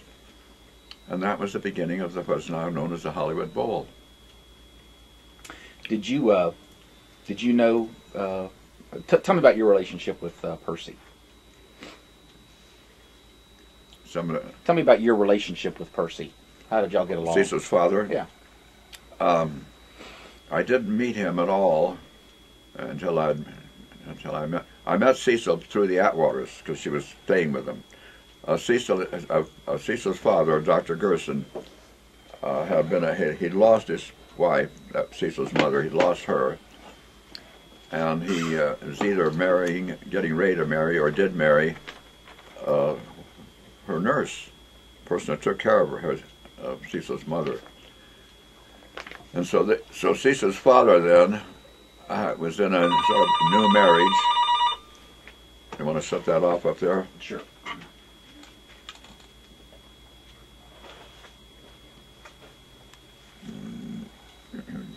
Hello? Just a minute. Turn the amplifier on. Hello? Yeah, where are you? Okay. So wherever we were in the Hollywood Bowl deal. Well, so you had said that Percy's wife had died, and you were going to talk about you and his relationship. Yes. Cecil lost her, and it was quite a loss because they were very close. And so because she lost her mother on the one hand, and the Atwaters, who through their two heads, Dr. Atwater and Dr. Gerson, had had similar interests in music and things of that nature, the Atwaters sort of almost subconsciously absorbed Cecil as their daughter, their lost daughter, because they had lost a daughter. So Cecil then became literally part of the Atwater family because of that, and also because her own household didn't have much space. It was just a conventional house in the Hollywood area, and Cecil's father, a doctor, had an office, and that was it. But the Atwaters, although Dr. Atwater, although he had an office too downtown Los Angeles and a big practice in dentistry, but when he came home through a very lucky prior activity, he came home to 3 acres of his own property on the border of Elysian Park, which is about a 1,000-acre park in downtown Los Angeles, and right on the edge of the northwestern side of that park is where he has 3 acres. A most marvelous location, because he had the benefit of this large city park, Elysian Park, on the one hand, but he had 3 acres of his own land at the very edge of it, and so it ended up that they had a horse, they had a cow, they had a wild peacock that would wander around and scream once in a while and fan itself. And so when Cecil met them through the 2 doctors having a case together, through them and the fact that they lost a daughter, they sort of almost automatically accepted Cecil as their lost daughter. So she became a close friend of the Atwaters. Now, that 3-acre piece of property, is that what they called the Hilltop? Yeah. And I thought it was near Griffith Park, but you're saying it's right on the edge of Elysian Park. And it's still there? Still there. Still same houses and everything? They haven't sold it or their developed family, it? The Atwater family consisted of Gene, the oldest, whom I met at Caltech. We were same class at Caltech. A younger brother, Freddie, who's still around and became a dentist himself. He got good practice. And a third person, a daughter named Ethelyn, whose death caused the Atwaters and the Gersons to get to meet. Ethelyn was very dangerously ill, and the Atwaters were very reluctant to call in outside medical help. And they finally called Dr. Gerson, Cecil's father, Dr. Gerson, and it was too late. And Ethelyn was dead. That was their daughter. So the loss of their daughter Ethelyn and the presence of Cecil also helped make the 2 families get together. Now, did Percy move to the Hilltop? Did Percy? Did Percy move his house to the Hilltop, or did they live elsewhere? Do they still have it? Did Percy live on the Hilltop? No. Just nearby? He lived in Hollywood. Hollywood. The 2 men, other than their social meetings, never met in each other's house hardly at all. Oh, was that right? They were very much involved in society. They had what was called the Severance Club. They had this Symphony Under the Stars program, which took a lot of their time, a lot of their activity, the Hollywood Bowl. But socially, personally, I don't know if they ever even had a social event together. They did through Cecil. Cecil became a member of the Atwater family. Now, I've got a couple of pictures of 20, 30 people sitting around a table on the Hilltop eating a meal or something. You know what? Were those like holidays or special days, or what was all that? Could have been just every day was a holiday up there. Oh, was that right? Could have been anything. I was gonna just tell me about the life up there. I've seen a lot of crazy pictures. People doing fun things, people dressed up. Well, because of their location and because of their temperament, they were very outgoing people. Dr. Atwater, and God, what was it? what was Mrs. Atwater's name? Talk about short-time memory. Anyhow, see, they in turn had 3 children. Freddie, a younger son, to Gene, and Gene Atwater was the one that made me get involved because he was a fellow student at Caltech. And then their daughter, Ethelyn. And they had a big house, 2-story, and located where it was just perfect for kids to have parties. Also, they themselves were outgoing. They were a member of the Woodcraft League. Even after as long after their association, and I met them through Gene and through Cecil, they had the Woodcraft organization, and I myself have, on occasion, to help doing what they wanted to do, gone down to the rental place, rented a stake pickup. The pickup was with walls around it. It was a truck, a stake bed truck. Go to a meeting place, up to a dozen girls with their sleeping bags would pile into it, and I'd drive them out to the desert for an all-night trip at the desert. I did that as part of the program that the Atwaters primarily were in charge of. They were very much involved in kids growing up in woodcraft. In fact, Ernest Thompson Seton, one of the foremost naturalists, as it were, woodsman, author in the world. A lot of people know his books, Wild Animals I Have Known, Lobo the Wolf, and so on. Well, he was a close friend of the Atwaters. You can turn your ear down a little bit. Thank you. That's good. I won't do any good up there. That's good. So tell me about your relationship with Percy when you first got to know him and how that relationship developed. Well, I met Cecil, of course, through the Atwaters, and I knew that her father and Dr. Atwater were acquainted. That's how the families met. But I hadn't ever even met Cecil's father, Dr. Gerson, as I recall, for a long time.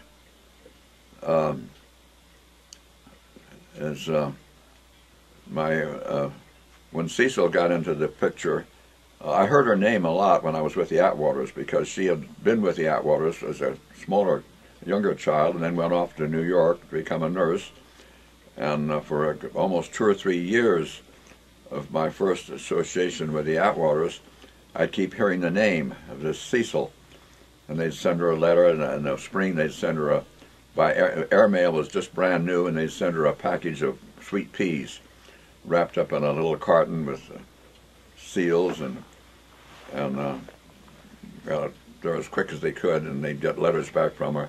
And I kept hearing this name, Cecil. And that's all. I just knew it was a background member of the family. And then I guess she'd finished her training and had just come back to the States, come back to California, I mean, to, start looking for a job. She was a registered nurse by that time, or she was a nurse, a graduate nurse. She hadn't been registered yet in California. But she was newly returned, and of course it was a big, kind of a shake-up, a big deal in the family to have this Cecil that they'd been writing to, and I'd been hearing about for years, this name. There she was in the flesh. Well, that was nice. But that was almost the same days, practically, very same time period, in which I was just finishing my training in the Air Corps. And I'd finished primary and basic training at March Field, just outside of Los Angeles, and I was then scheduled to go to what's called advanced training at Kelly Field. And because by that time I and the rest of the class, there was about 20 of us, not quite 20 yet, it started out with 20, it was about 12 of us, who had finished primary and basic training, and then were ready to go to Texas, Kelly Field, for advanced training. And because the whole operation was moving to Texas, we took the training airplanes and we were ferried. We flew from Los Angeles to San Antonio in these little training planes. Well, that was a one of a time big event. So all the parents came out, in my case, my mother and my stepfather and the Atwaters came out to March Field to see us all take off in what was called open formation. We were all soloing, but there was about 8 of us, and once we got airborne, we would fly in a very open formation, not close formation, and then we'd go from there to the next landing place. The very first stop was in Yuma, the next was in Phoenix, the next was in Marfa, New Mexico, I believe, and the next to the last one was in San Antonio. No, not in San Antonio, it doesn't matter. And finally, it took us 3 days to fly to March Field in San Antonio. I'm getting them mixed up. It doesn't matter. It took us 3 days to fly to our new place because we only flew 2 hours in the morning, 2 hours in the afternoon. Well, my point is, the Atwaters came out to see me off, along with my parents, and with them was this newly arrived old-time friend, Cecil. Cecil Gerson, the daughter of Dr. Gerson, and Dr. Gerson and Dr. Atwater are the real founders of the Hollywood Bowl, and also the Theater Arts Alliance and the Symphonies Under the Stars and all that sort of thing. There's a plaque to them in the bowl right to this day. So here was this Cecil that I'd heard about by word of mouth. There she was in the reality, and she was the only, shall I say, right age female that I'd ever even had a chance to even talk to, and because I was terribly bashful, I never had a girlfriend in my life, and she was very polite to me. I mean, she was impressed with what I was doing, and because I was a member of the Atwater family, friend-wise, she came along, and she was with them when they came out to March Field to see me get aboard my little training plane and fly off to Texas. And so she sent me a note saying, hello, and I'm glad to meet you. I heard a lot about you through the Atwaters. Well, that was understandable. Well, for some reason, because I've been a terrible correspondent all my life, I decided, and I did this, not just with her, but with others, I decided that every letter I got from this point on, I was going to answer it within 24 hours. It doesn't matter whether it was from my mother, which I could let months go by sometimes, or a school friend, or whoever. So when I got this note from Cecil, I answered it the next day. Well, she got the gist of it, and so she says, I'll show him, I'll answer his the next day. So there became a flurry of each of us getting, almost every other day, we'd get a letter from the other one. And through the letters, we got more and more acquainted. Well, that was going to be fine, because there I was. I'd already finished primary and advanced training in the Air Corps. Now I was at Kelly Field taking my final advanced training, and my uniform was being made. My orders for 2 years of active duty were already written. I'd had all of the different kind of inoculation shots, because it didn't matter where in the world I'd be. I had typhoid and paratyphoid and all kinds of inoculations, which is one of the reasons I have a heart problem to this day. I know, because I had too many of them, but that's another subject. And so the world was in front of me. I was going to, my uniform was being made, as I said, and in another few months I'd be a commissioned officer in the Army Air Corps. And then I'd serve for 2 years of duty as was required, and then I'd be open to anywhere in the world as a licensed, experienced pilot. Most of the graduates went on to become pilots in the new air companies, and a lot of them stayed on. We're talking right now. We're talking what, 1928? Yeah, 29 and so on. Most of my classmates became airline pilots. One of my best friends, whom I knew and had with me so much that when in the early days of our meeting, Cecil was so taken with this other friend of mine, Joe Hutchinson, that she told me later that she had to at night think about which one would she marry. Would I marry Howard or would I marry Joe? She was that taken with him. Well, Joe became, incidentally, to become the most experienced pilot United Airlines ever had. He had more years of service than any pilot United ever had, and his final route, his final assignment, was the most demanding of all the United Airlines flights. It was from Denver to Salt Lake over the Rocky Mountains. And he was so meticulous, he never had a single accident in all of his some 20 years. And he'd tell me that he was so concerned about his passengers. He'd look at the how goes it was called, how goes the weather. And sometimes he'd bypass, his route was from over the Rockies from Denver to Salt Lake. But sometimes he'd fly all the way up to Cheyenne, Wyoming. He'd fly an extra 2.5 hours to keep from taking his passengers over the rocky flight, the rocky air of the Rocky Mountains. Well, you digress a little bit. So anyway, you were getting to know Cecil by letters, and then what happened? So then we became very much writing friends, to say the least, and then bang, I'm washed out. Just practically within seconds, my whole life changed when they found that I had this heart murmur, and the medics insisted that I be discharged. The officers who brought me in and did all the training pleaded. They had a court-martial, but the medic held his ground. He says, Mr. Waite is no longer qualified to fly, period. And then the senior officer, major, thought at least I should get an honorable discharge and get at least a small pension, because I was during on line of duty that this occurred. The medics held out, and I was just washed out, period, and sent home. Well, that was pretty startling for me, to say the least, but it also was the time when the country was in the midst of the Depression. So I came back. My mother and her new husband, my stepfather, had a small room, a small house out in the valley with no extra bedroom. And so I went to the Atwaters. They took me in their usual benevolent way, and because they had 2.5 acres right on the edge of Elysian Park, so they had space, and I was already sort of a member of their family, and they did. I don't think I started sleeping or living there, but I spent most of my time there.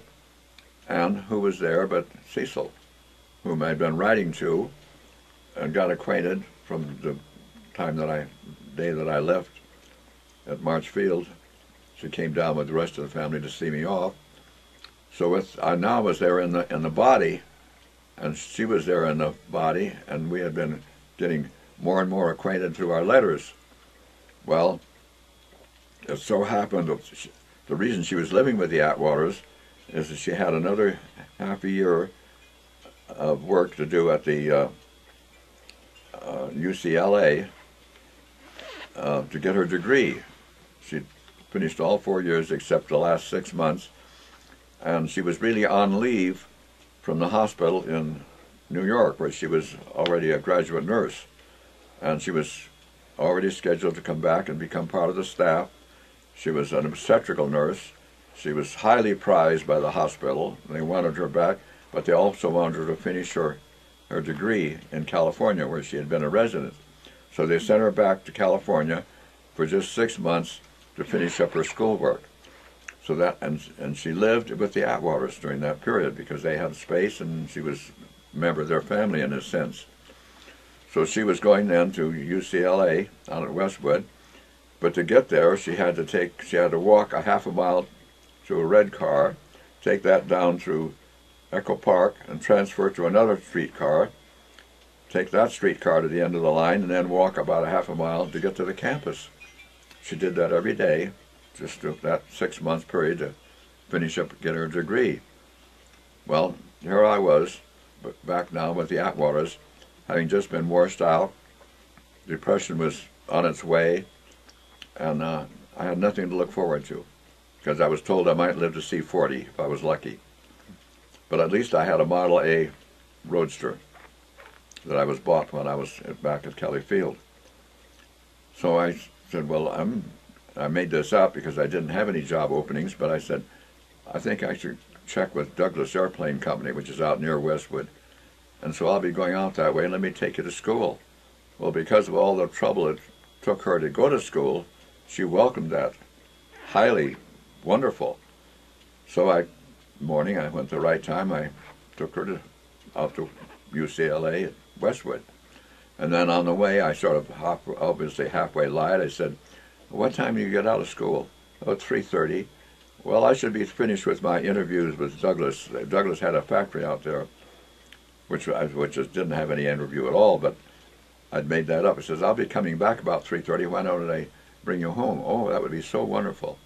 Well, that went on for a couple of weeks. I literally lied about what I was going to do while she was at school. And I'd go to the beach and lie on the beach or read or look around and wait, just use up time.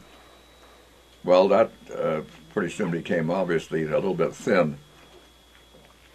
But I did, and then about that same time, there I was, washed out on the one hand, but I was still, here I was, I had a master's degree from Caltech.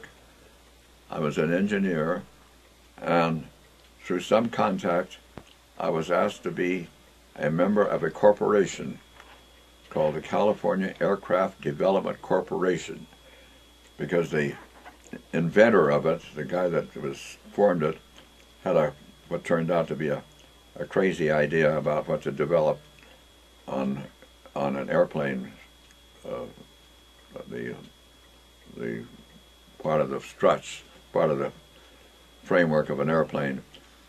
And he got a rather well-off woman interested in helping people with new ideas, helping them get started.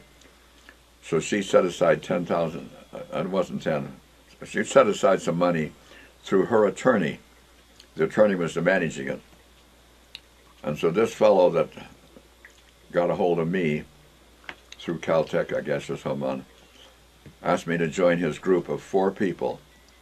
And I became the chief engineer in the records of the California Licensing of Corporation. I became chief engineer of the California Aircraft Development Corporation. And he was the president and I was the chief engineer. And my salary was $15 a month. With that $15, I was able to buy a little bit of gasoline. And as it turned out, there was 4 employees that were working on this funny invention this fellow had. It was a strut that went from the fuselage up to the wings. It would normally be just a tension strut to hold the body up to the wings. But his idea was to put a kind of a streamlined fairing around that strut that with a lever would open up and act as an air brake. And that was his whole idea. He wanted a means of increasing the friction, the resistance, in order to be able to land quickly. The whole idea was to be able to increase the friction of the wings, and so that you can dive down and not go too fast. And that's all there was to it. It was kind of a crazy idea, and no pilot he kept trying to find pilots to test it, and none of them wanted to bother with it. They said, look, I can land, you give me an airplane and leave me alone.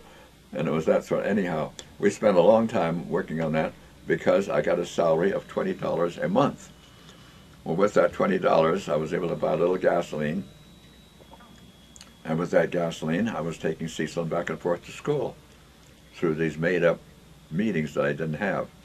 Well, after about a week of that, I realized that because I had no other expenses. I was living either at home or with the Atwaters. There was a play going on called Cyrano. Do you know of the play? Well, Cyrano, the story is that this very bashful but very poetic person, Cyrano de Bergerac, he had a terrible nose, he had a terrible face, and he was embarrassed, but he had a beautiful poetic demeanor and voice and words, poetic with words. So a fellow that was trying to impress his sweetheart would get him to hide in the bushes, and when the girl would say something, Cyrano would quietly give him the right words. And then he'd repeat those words to his girlfriend, and she was terribly impressed with what a poetic person he was. But the real person was Cyrano hiding in the bushes. Well, she was impressed by that, and so there was a play, a legitimate play, in one of the theaters in Los Angeles, and I think the fare was about $3, but in any event, I had enough money to buy 2 tickets. So I asked her one time, when I was bringing her home from school, I said, would you like to go see the play? And she said, later on she told me, she said, I triggered every emotion in her body when I asked her to do that. And she says, oh yes. So I took her to the play. I've told you this story before. I think so. Yeah, because after the play I took what I was called the traditional ride through the Hollywood Hills.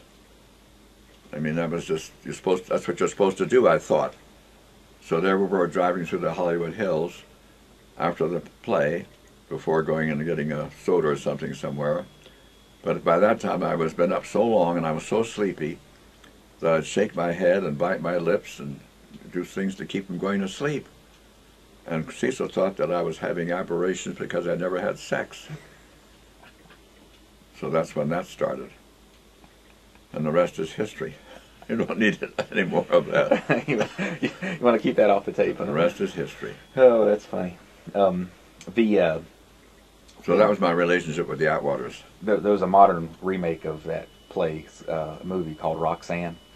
The comedian Steve Martin has this real long nose. So, yeah. Yeah. So tell me, once you and Cecil got married and everything, or got to have a relationship, tell me about your relationship with Percy, how you got to know him.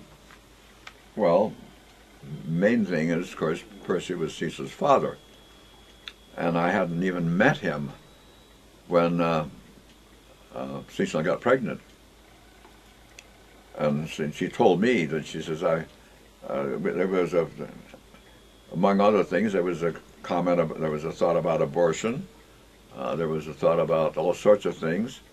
And apparently, which was very fortunate, Cecil had a good, close relationship with her father. And so she told me, after about the first week of knowledge that she was pregnant, she says, I talked to my father about it, and he doesn't think abortion's a good idea. And he says, and she added, and he's certainly done plenty of them to know. And he doesn't think it's a good idea, not just simply physically, but psychologically and so on.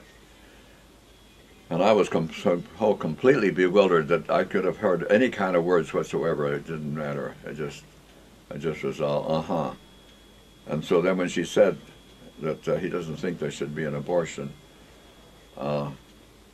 then she said, so what do you think, what are you going to do about it? Something like that. And only then I said, oh, I guess we better get married then. And of course that's what she wanted to hear. And so we did. I rounded up, I think, a total of $5 plus a little bit of gasoline, and we drove to Yuma, where you can go in at 3 o'clock in the morning and get married. We were not quite that. We were about midnight when we got to Yuma. And talk about a wedding machine. Here's this little town on the border between California and Arizona, and is prepared for this sort of situation. As soon as you get into town, there's a light with a sign saying a county office.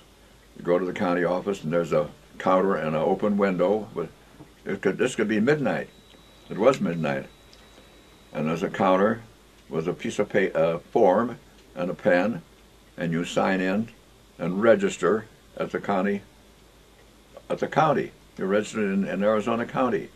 That allows you then to get married in Arizona. And there's the directions there. You go 2 blocks this way and a block that way. You drive there. It's near midnight now. And here's a light on outside the porch of a house. You go up to the steps, the door's open, you walk in, and there's a living room. And you were there just a few minutes, and out comes this fellow in his bathrobe. And he doesn't ask him very many questions. He says, "You ready? You want to be married?" And the answer is yes. In the meantime, at the courthouse counter, you've made out an application. You give him the application. He points to a little place on the floor, a certain place. He says, "Stand there." The reason you're standing there is that off the side of this front room, there are 2 open doors. Behind one door is his wife in bed, and she looks up like this from her bed and can see us. And behind the other room is where his son is, and he's been alerted, and he looks up from his bed and looks out. And the 2 of them actually see us standing there because we're standing in the right place in the living room. And they become witnesses. And he says to us, "Do you want to get married, Mr. Waite?" "Yes." "Do you want to get married, Mr.?" "Yes, we do. I now pronounce you man and wife." In the meantime, I was so embarrassed and so broke and so worried about getting enough gasoline to get home and so on. I had my personal saved $5 bill that I hoped to get through all that. And so I kind of half reached in my pocket, and I was holding, almost completely hidden by my fingers, but I was holding this $5 bill.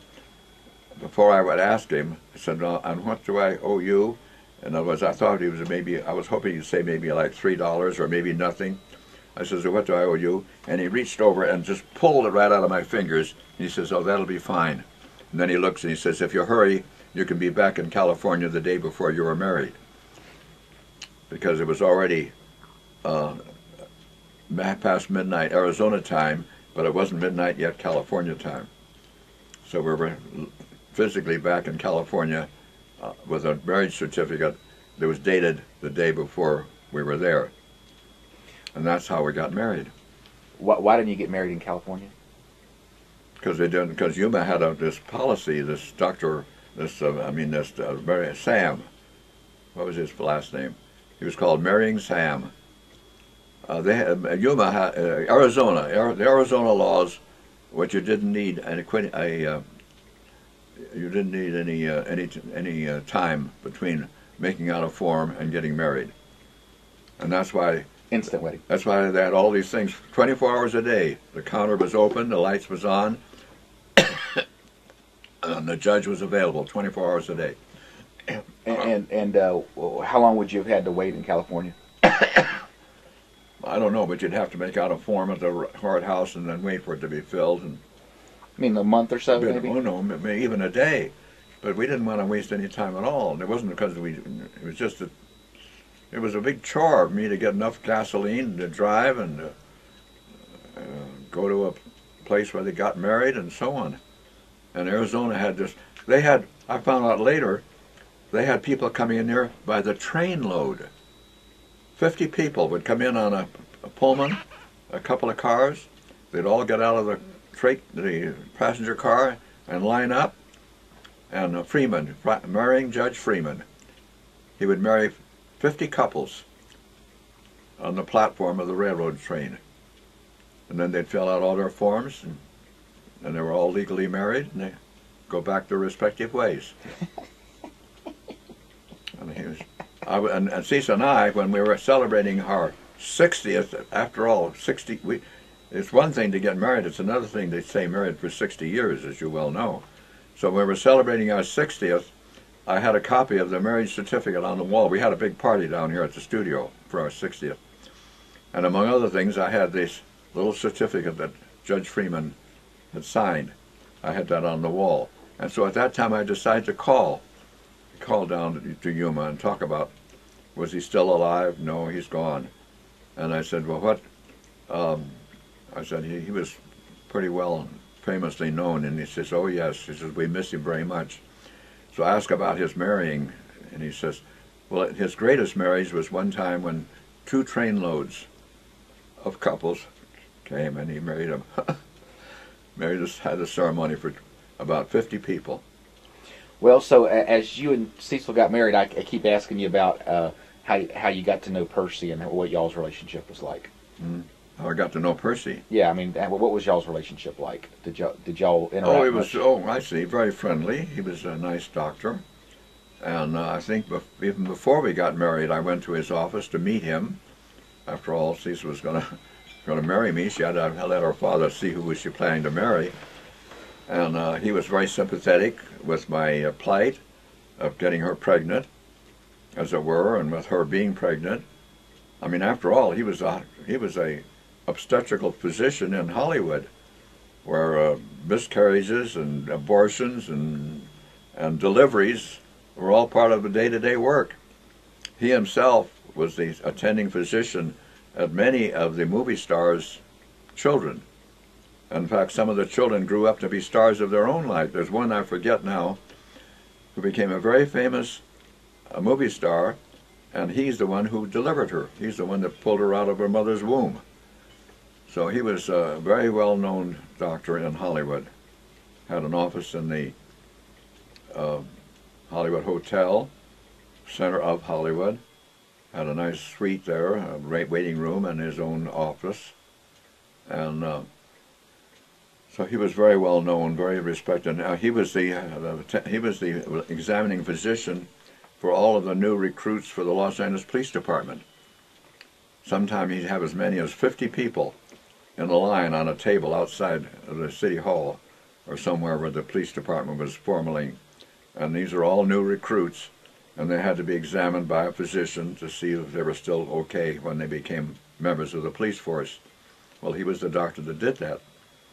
And as a result, of course, he was very almost embarrassed to show it, but once in a great while, if he happened to be a parking ticket or he did something, and the officer would come up to see him, and before even Percy had a chance to say anything, the officer would say, "Oh, Dr. Gerson, good to see you." And how are you?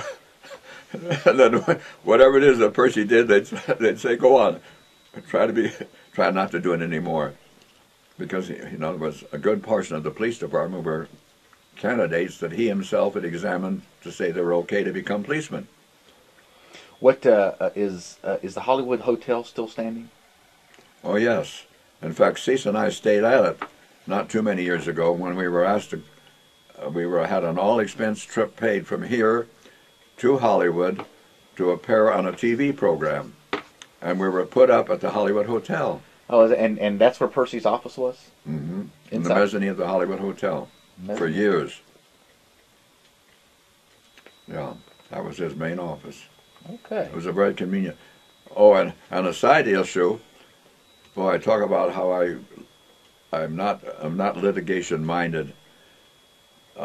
Cecil was driving down from where we lived and near the Atwaters to shopping at the intersection of Echo Park Avenue and Sunset Boulevard. She was just about ready to approach Sunset Boulevard where the market was, and their parking lot was still further towards where she was, and she was practically ready to slow up to drive into the parking lot when out of the left side a dead-end, not a dead-end street, but a street coming down the hill, paralleled Sunset Boulevard, the street did. But it was a little residential street. It was a downhill slope, and at the bottom of the slope was a stop sign before you entered Echo Park Avenue, which is what Cecil was on. And so Cecil was just tooling along, looking for the place to turn in at the shopping center, and that was where mine was. And out of the corner of her eyes, she may have seen this car coming down the hill, also coming down to Echo Park Avenue, but there was a stop sign there, and so she just practically thought nothing. But when the car didn't stop, for a brief second, she just knew that the car was going to turn left and parallel her and go on up to the main street. Instead of that, the car came right straight on and banged onto her right at the door where she sat, and literally totaled the car as far as repair is concerned. Well, she was hurt a little bit, but not enough to complain at the time. So a big turmoil. All right, let's take a quick little break. Well, let's switch over from all that to I want to hear a little about the history of this cabin. This cabin? Yeah, at some point, I guess you and Cecil had. Where were you living before you bought this property? On Guam. You're living on Guam. We were. I had a very wonderful job on Guam. I was the design director, chief engineer, of Guam and also Saipan. Yeah. I went from the Navy on Guam to the Trust Territory in Saipan, and I finally decided that I better start thinking about retiring. I'd had some 20-plus years of service, and my personnel officer agreed with me. But why wait till you're too old to retire? Just retire. I was not quite 60. I was just 62. And I'd had enough years to get a certain annuity that we both figured out would be about $250 a month, which is quite a bit in those days. I think it was about that. And I'd already had this property here. And that's, you want to know how we got this property? Yes. Well, it started with Nancy, our oldest daughter, and her husband. They themselves were living here, in this area, that is. And they were understandably very impressed with what a unique place this West Marin was, in Inverness and area especially. Here it was barely an hour's drive from San Francisco, one of the most metropolitan cities in the world, and yet embedded almost in a beautiful natural seashore and so on. And they themselves were living up where Rufus is living right this moment. And I don't think they started to buy any, they weren't buying any property, but they had permission for a lifetime use by the owner, because the owner was a good friend of J.B., that was Nancy's husband, and they had mutual friends and so on. And so they were living in much the same way that Rufus to this day is living, on Gordon Onslow Ford's property, with his permission for a lifetime use of just being there. Well, since that was their living situation, they became very well acquainted with this area, on the one hand, but also Nancy, our oldest daughter, having lived with us for a while on Guam, of course, and now back out here, and gotten married, knew that I personally didn't have any property in the States at all anymore. I used to have property in Los Angeles, but I was told that that's another story. So her pitch was, her plea is that this is a wonderful part of the world, property is going to get more expensive, and why don't you see what you can do about it? So I came and visited them, not this place particularly, but this area, and I agree, I was quite impressed. So I left with this sort of tongue-in-cheek mandate. I said, look, you kids, you look around this beautiful West Marin area of yours, and if you can find 2 or 3 acres that has a southern slope, a view of the bay, I like that water, and a spring. I'm a water person at heart. Most of my career has been in water, everything from the city of Salt Lake to the city of Los Angeles to all of the island of Guam has all been water. I said, you can find a place that has these requirements and a spring, let me know. And so with sort of my tongue-in-cheek thinking, well, brother, that'll give you something to do. And I went back to my work. Well, a few months later, I got a letter from him saying, well, we found it. And so that's it. And that's why we're here. And then, so what did I do about it? How many acres was it? 3.5. How much was it per acre? Only about three. It was 9,000, a little over 9,000. It was $3,000 an acre. And how much does an acre around here cost now? An acre is roughly 500 feet on the side, roughly. No, how much money does it cost to buy an it acre was of mountaintop? $9,000. How much, if you bought an acre of mountaintop property in Inverness now, how much would it cost? About $100,000. About 100,000. Okay. Yeah. I've been offered $1 million for this place by the federal government. The federal government will give me $1 million for this place now. And which means private money would give you lots more. What? Which means if someone in the private sector would pay even more than that, right? Or could be, except it would have the same string on it that I have now myself. In other words, the government's liable to take it. The government is trying, or tried for a while, to buy it under amicable mutual agreement situations. And for a while I was thinking seriously of doing it. And I talked to the rest of the family. And we could probably get $1 million for it. And then divide it up among the children and myself and so on. But each one of them in turn, when they come and visit this place, let's keep it. Because whatever it's worth now, or when I'm gone, if they decide that they don't want to use it, they can sell it even then. It won't never be less. It'll never be worth less. It's one of the most, I mean, just for a parenthetical insert, this is one of the most unique places I've ever found in the world. I mean, look where it is. I'm surrounded by 100 square miles of permanent park. It's wilderness, official wilderness. I'm getting air that comes through 1 million square miles of open ocean, clean air. I've got my own water, the best tasting water that anybody's ever tasted, of my own spring, on the one hand, and yet I'm only an hour's drive from the most cosmopolitan city in the world, San Francisco. This place is unique. I mean, of course, every place is unique in its own way, but this place is unique among unique places. It's irreplaceable. So we're keeping it.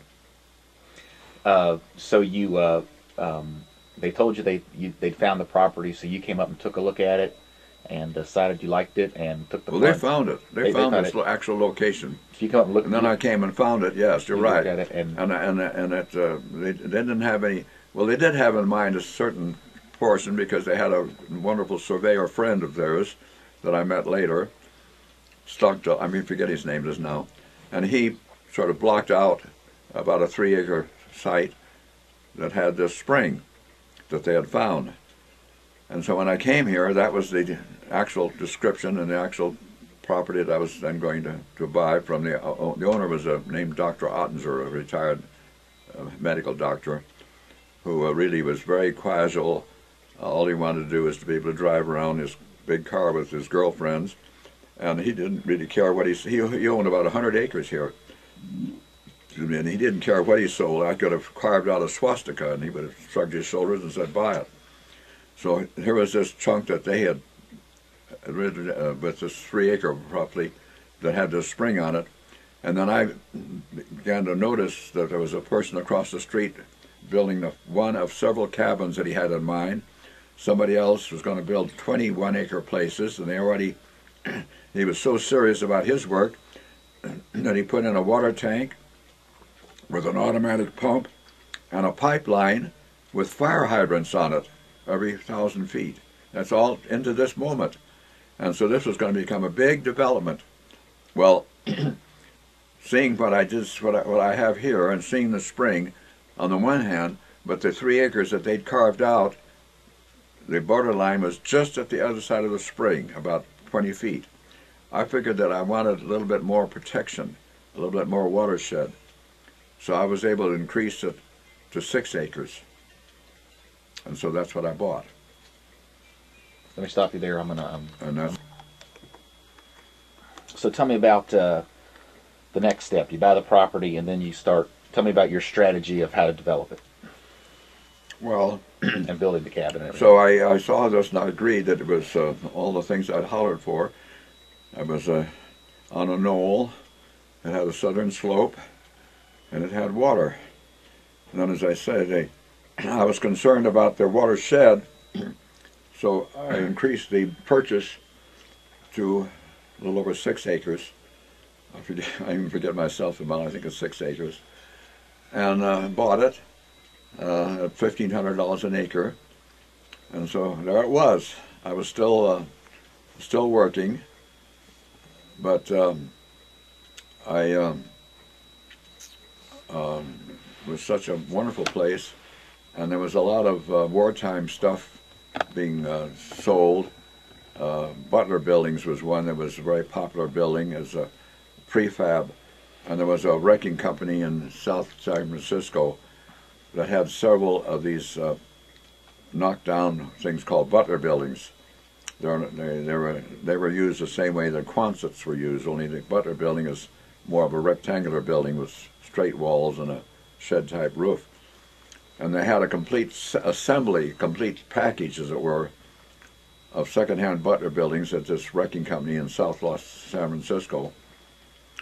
And I thought I'd be good to get one of those and put it up here on this property that we weren't ready to move into as a place for storage in the center and so on.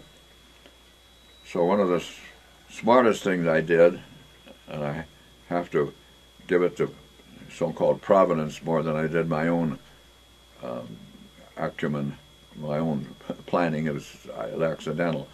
I went to this wrecking company and bought all of the parts needed to put a 20-foot prefab Butler building together.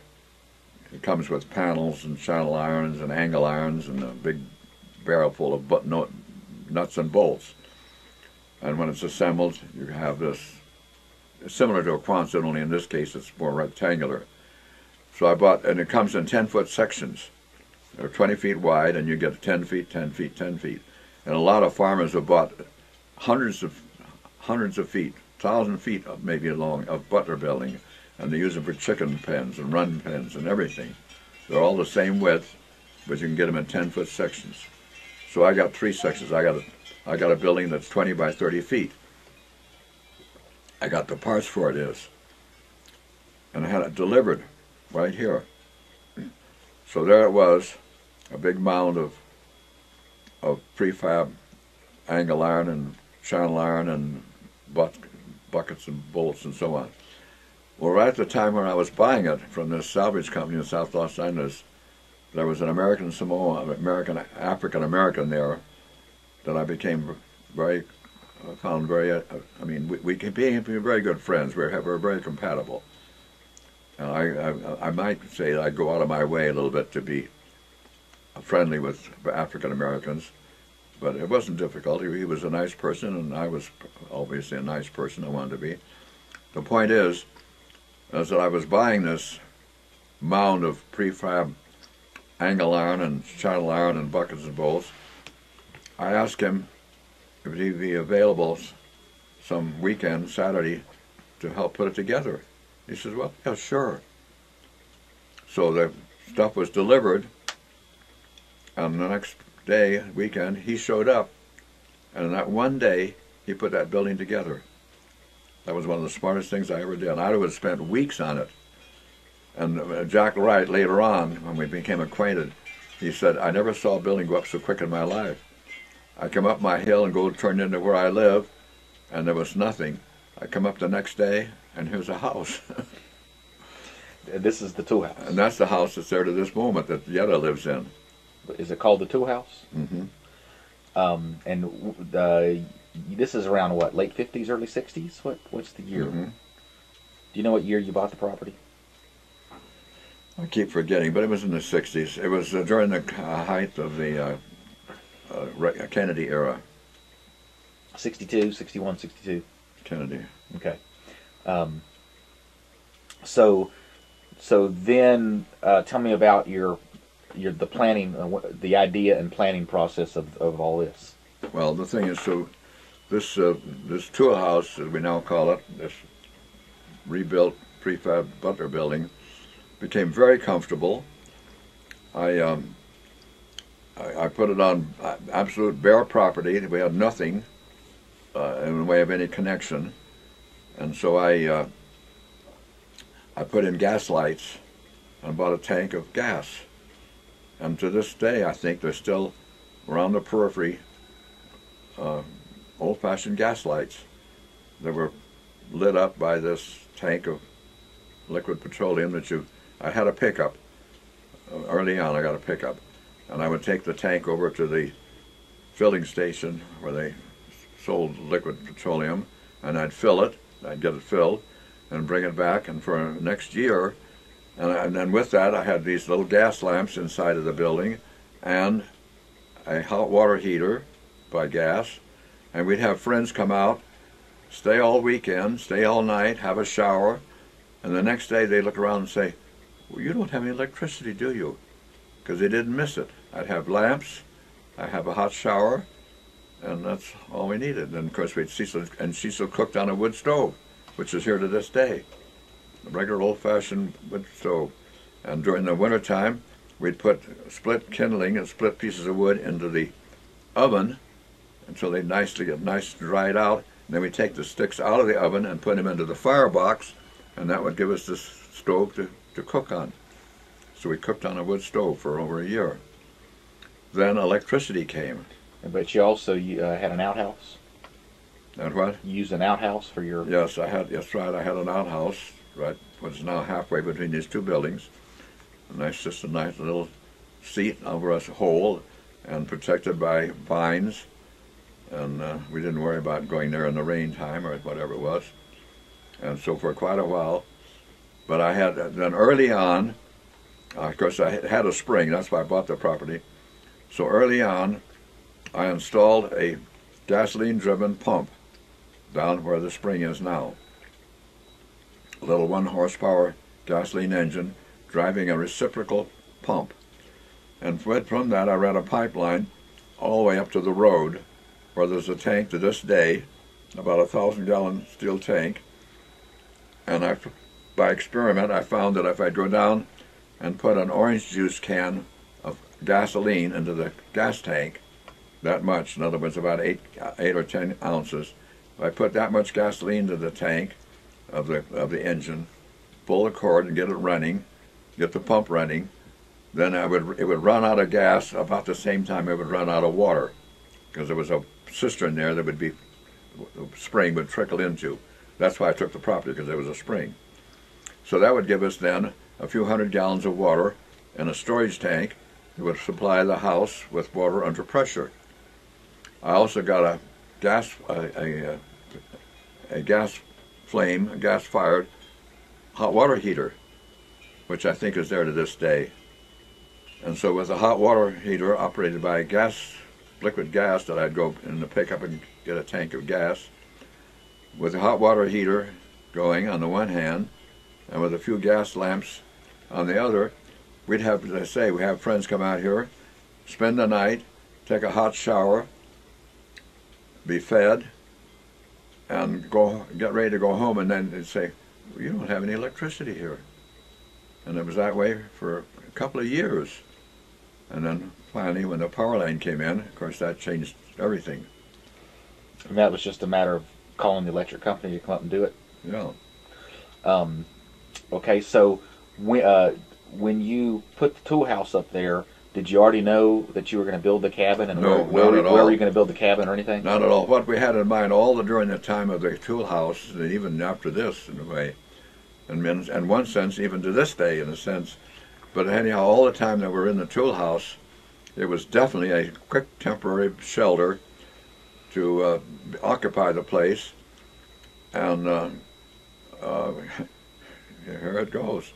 And to get my annuity straightened out, which I had earned by some 20-odd years of work, 14 hours a day, 7 days a week, literally year in and year out, all over the world, to get my annuity straightened out, and with that we're going to build the house.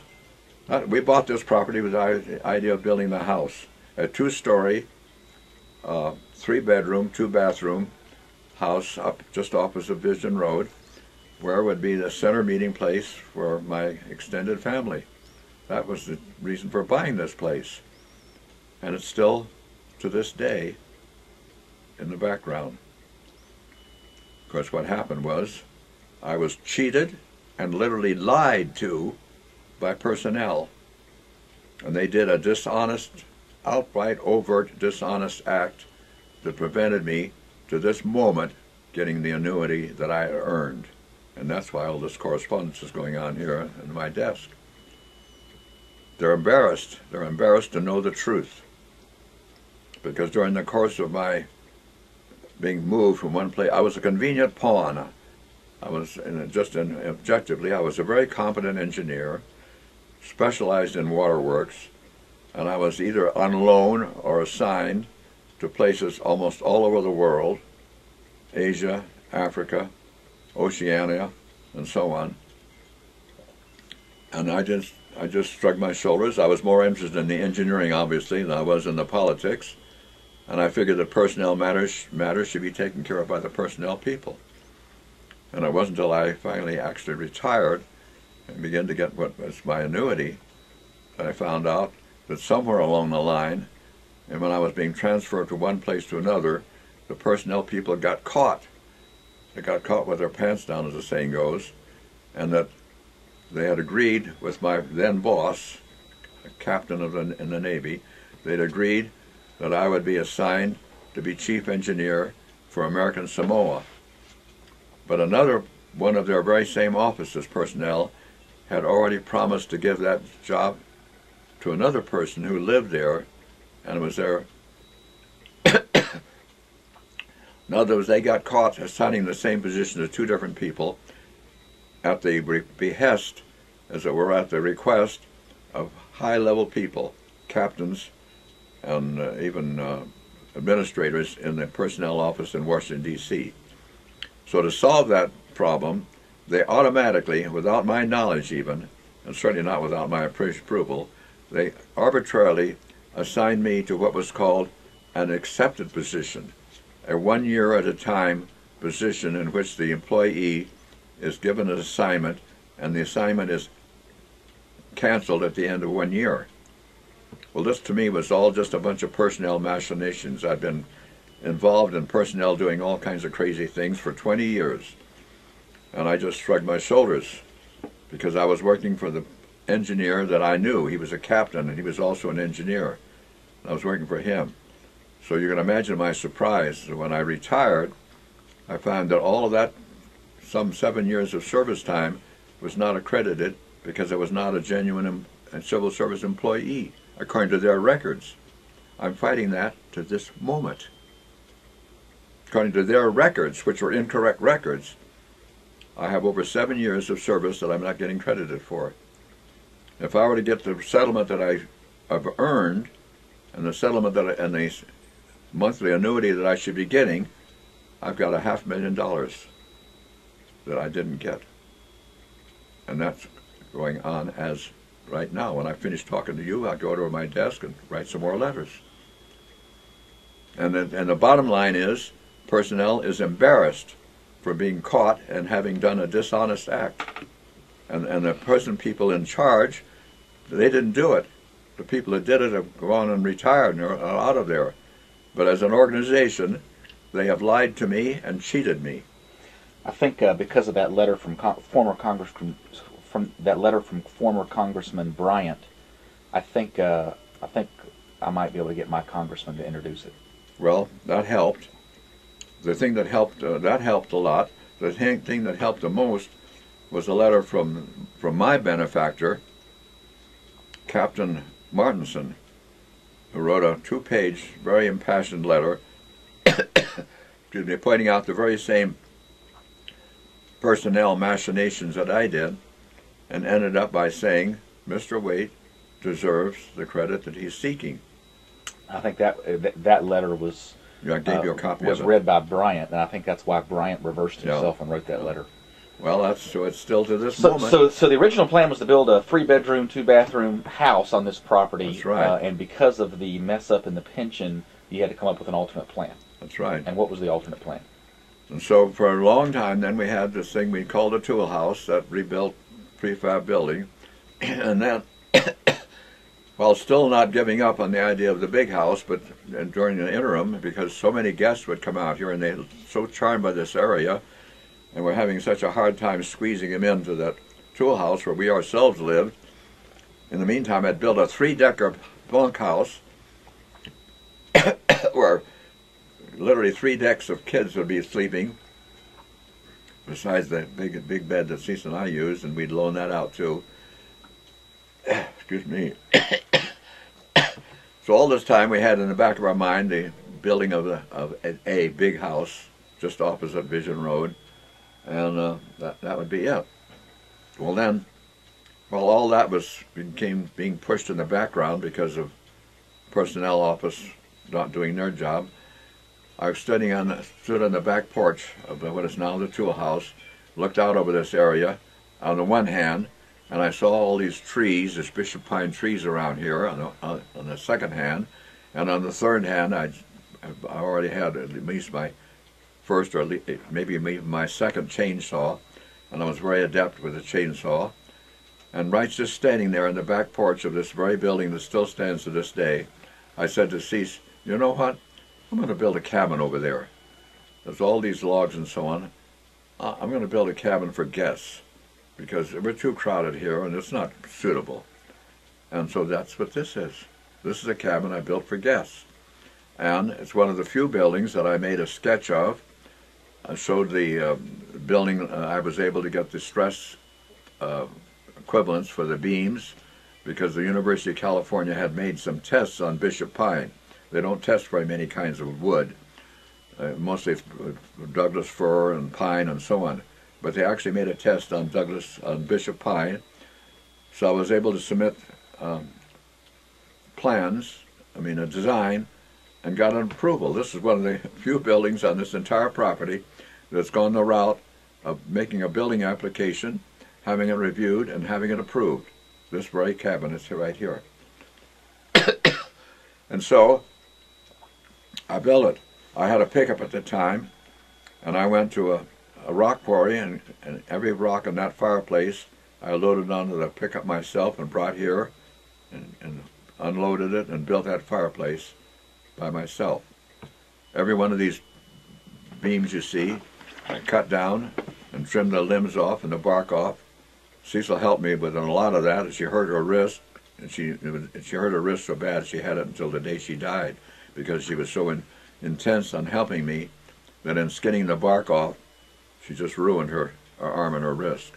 But every one of those beams up here are a tree right off of the property.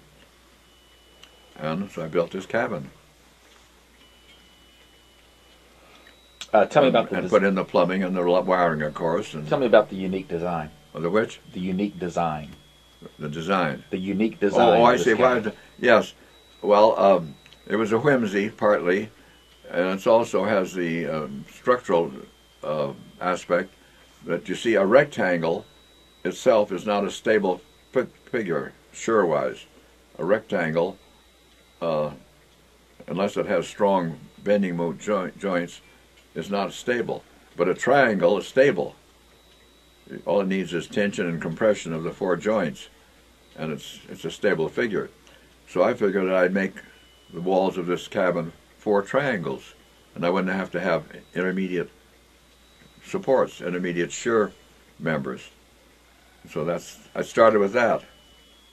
And there's a little model of it there. You may have seen it up on the mantle there. I have a little model of this cabin. Is this the only designed building like this you know of?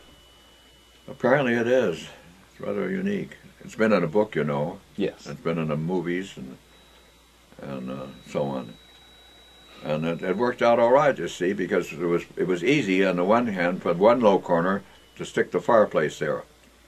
The other low corner was not quite so easy, but I definitely didn't want to have the bathroom low, and if I was going to have the fireplace low, that meant that corner obviously was going to be high, and therefore I had to really be compromising on the kitchen corner. And you see, I solved it by means of having the corner not go quite so low, and using the low corner for a place for a counter. And by the time it gets to where you stand for the kitchen sink or for the refrigerator, then the wall is high enough, the roof is high enough, so you can stand there. And then the rest of it is academic, except that when the building was finished, I had the toilet room blocked off for privacy. I had the 4 walls or the 2 walls of the inside walls of the toilet room blocked off. But then the question is, what was the point of having the ceiling of the toilet going all the way up to the high ceiling of the cabin? That's the highest corner of the whole cabin is there. So the answer was, I'll put a lid over the toilet. Literally, I'll put a lid, and that lid makes a loft. It becomes a sleeping loft.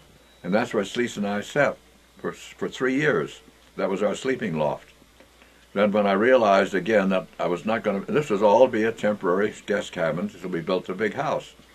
When I realized I was never going to be able to build a big house, I got tired of our having to use just that sleeping loft. So then I pushed the bedroom in later on. The bedroom is an addition. So you still think that maybe at some point in time there ought to be a bigger house built on this property? Definitely. Have you ever made a drawing of it? No. I wish you would. Well, because if you just did some rough drawings or rough descriptions of it, if it ever does get done in the future, someone could try to work off that. I'll think about that. We'll see. I'm not too sure whether I might even limit I think I'll get an architect to do it, and I don't think I'll even limit him to my sketch. Well, I mean, the point is, any of us could hire an architect to put it together, but if when you're gone, what we can't do is know what ideas Howard had. Well, I understand what you're saying. So try to get that down for. I've thought of that, but on the other hand, I'm not that settled, not that set. My point is, okay, you don't have strong ideas. If I get an architect that I would trust, and Jim Campy is one of them, for sure. If I get an architect I would trust, I'd simply say to him, I want a 3-bedroom house, period. And here's the site. And I wouldn't give him any more instructions than that. Oh, have you picked the site? Do you know where the site you think should be? Oh, yes. Where's that? Well, the site for the house? Oh, well, I'm not even too settled on the site. It'll undoubtedly, logically, it should be accessible to Vision Road. It'll be up above on the slope here, and that we have thought about many times. Joni and I together, and Nancy when she's here, and it would be you drive up Vision Road and then drive into a parking spot in front of a 2 or 3 car garage. And it'd be a double level building we visualize. It's a 2-story, 3-bedroom, about a $500,000 house. Do you own property across Vision Road? Where? Across Vision Road? I do not. Does your property go all the way up to that gate? Yes, that's the other boundary. So you could build a house right just to this side of the gate. Anywhere along that stretch. It's 500 feet.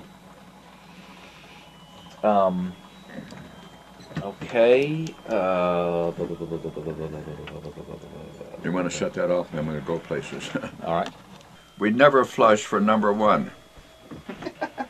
Oh, that's right. Never flush for number 1. That's right. Nobody should do that in the entire world. Think of the billions of gallons of water that are used to flush away a little bit of pee. And it's a waste. It should be a felony.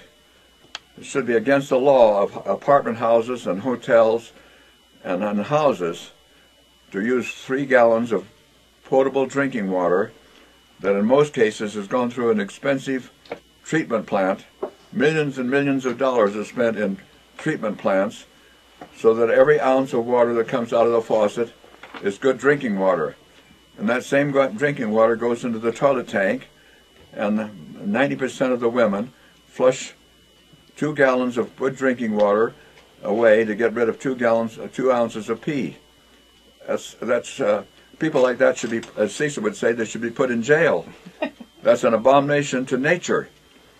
You got an invention, a patent on something called the Hold Your Own? Yes. Do you have any other patents? I think it's the only patent I have. And does that still have potential, or is there? It has potential, but the patents run out. Anybody can make it now. I had exclusive rights for 14 years, and never went any further than make a model. And I think it still is something that might be is saleable. you know what the nature of it is? Go ahead and It say lets you smoke anything, pot, a stogie, opium. You can smoke anything, tobacco especially, of course. And at the same time, you could be in a crowded elevator, and you wouldn't bother anybody next to you, because it's a mask, unfortunately, and but it's only a mask, and you can breathe naturally, and you can smoke all you want. But the way that it works is that when you exhale, the air with tobacco that you exhale goes through a filter in this face mask, and the filter removes the odor and the smoke, so that the people standing next to you in a crowded elevator, only thing they get when you exhale is filtered air from your lungs.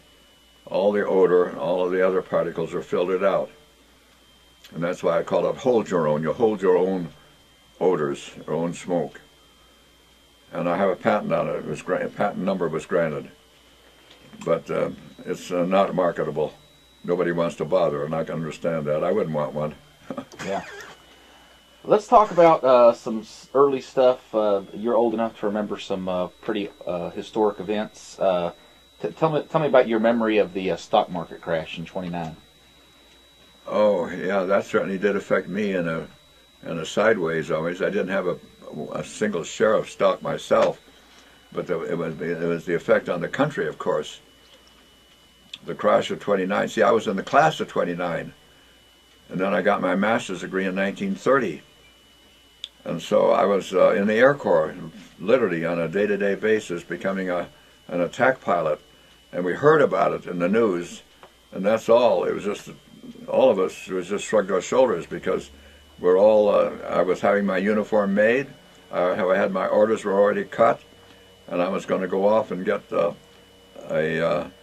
our senior majors and lieutenant generals, our officers ahead of us, said, "Now remember, you kids, as it were, when you get to become get your commission as lieutenants in the Air Corps, you'll only be getting $250 a month."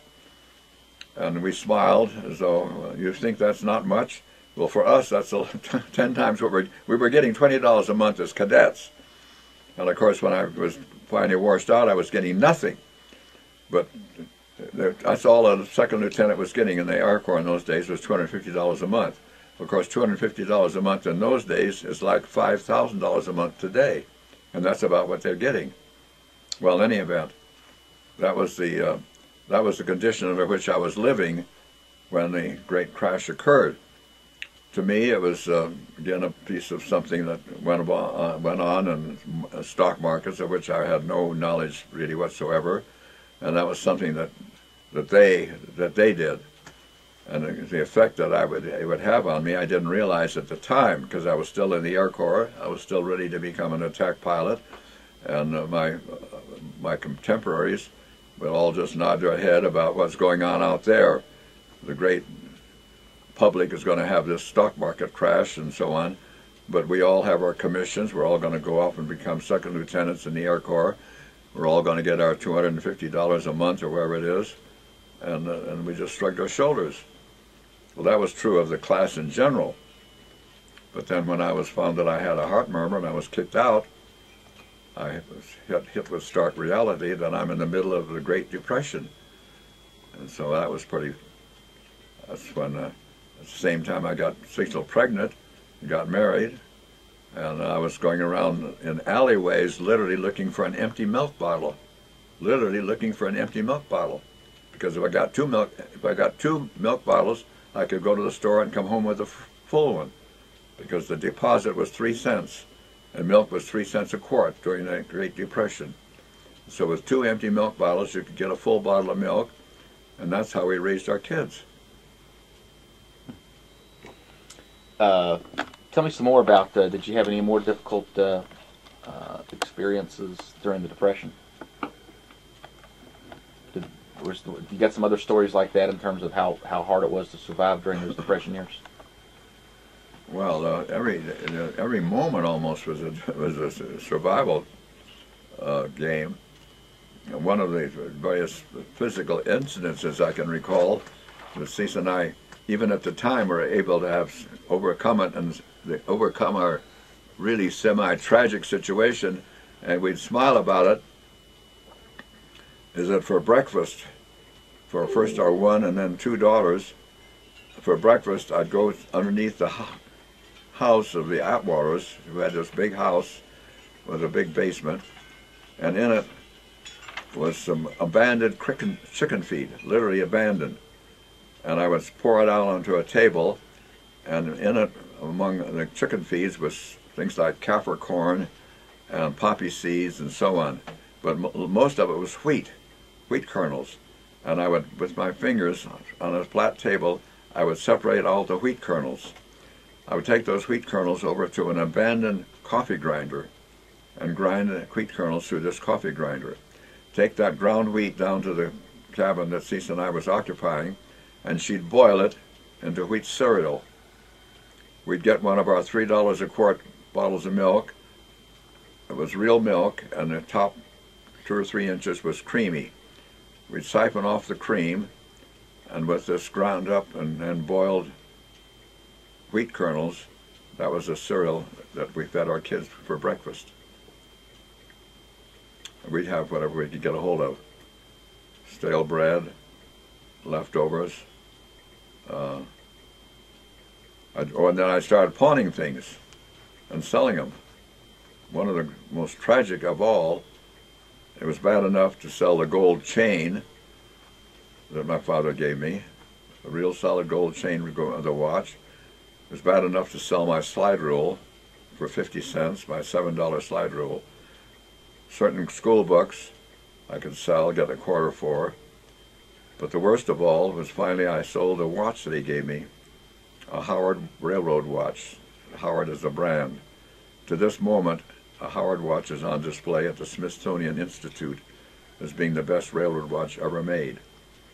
The very watch that I had in my hand that my father gave me, I probably could get $1,500 to $2,000 for today. I sold it for $2.50. That's how we made out during the Depression. Remember much about music in those days, like the development of swing and jazz and big band and that kind of thing? Never was involved in that world. Well, that wasn't your world. I got it in the sideways because ultimately the breakthrough for me during the Depression was when Charlie, my stepfather, got me a job at Universal Studios. For the first time in almost a year, I was an electrician for the Universal Studio. And within months of my becoming an electrician there, the whole studio became unionized. That was not my activity, and I was sort of neutral about it. But I will say this for it. The first paycheck after the unionization, here I had been going about for almost a year with nothing, scrounging for empty milk bottles and selling watches and heirlooms. The first week after the union formed at Universal Studio, I got a check for $150. And that would be like somebody who's you could hand me a check today for $150,000, and it wouldn't be more astounding than getting that check for $150 in those days. For the first time in our married career, and the first time in my career after having gotten worst out of the Air Corps, I was able to look around and see what people could do. I mean, we even thought about going to a movie. We had meat on the table. We had food, we had clothes. And that was because I got this job as an electrician for Universal Studios. And I held that job until something else came along. Excuse me. How did you end up becoming working for the civil service? Yes. During the post-Depression years, the rebuilding, like so many things, I have to say that it was the war that started the economy going. And I was asked, I got this job with the water department, and the boss of the water department had a good friend, from his standpoint, who was in the construction contracting business, and they, the firm, Lippincott, Bowen and Rowe, as they were called, and I think Mr. Lippincott was a good friend of the head of the water department, Mr. Hurlburt, you might say, overall boss. He was the director of the water department. Well, Mr. Hurlburt called me and told me he had a friend that needed an engineer badly, and that he more or less suggested that I take it. He didn't say he'd fire me if he didn't, but he just said, I'd appreciate it, and he'll give you a good salary, about almost double what you're getting now, which wasn't much. But at least I should have kept that job, but that's another story. But in any event, so this outfit, I asked for another $100 a month more after he told me, and I asked, it was going to be $450, and I asked for $550 a month salary, and he just paused for about a second and said, okay, because they were desperate. I didn't know that at the time. So I went to Salt Lake then, that's where their job was, and I was the engineer on the project they have in building a water system for the town of Kern. It's part of Salt Lake City to this day, and it involved a reservoir, a catchment, a transmission line. It involved a lot of things, and I was the engineer for the whole thing.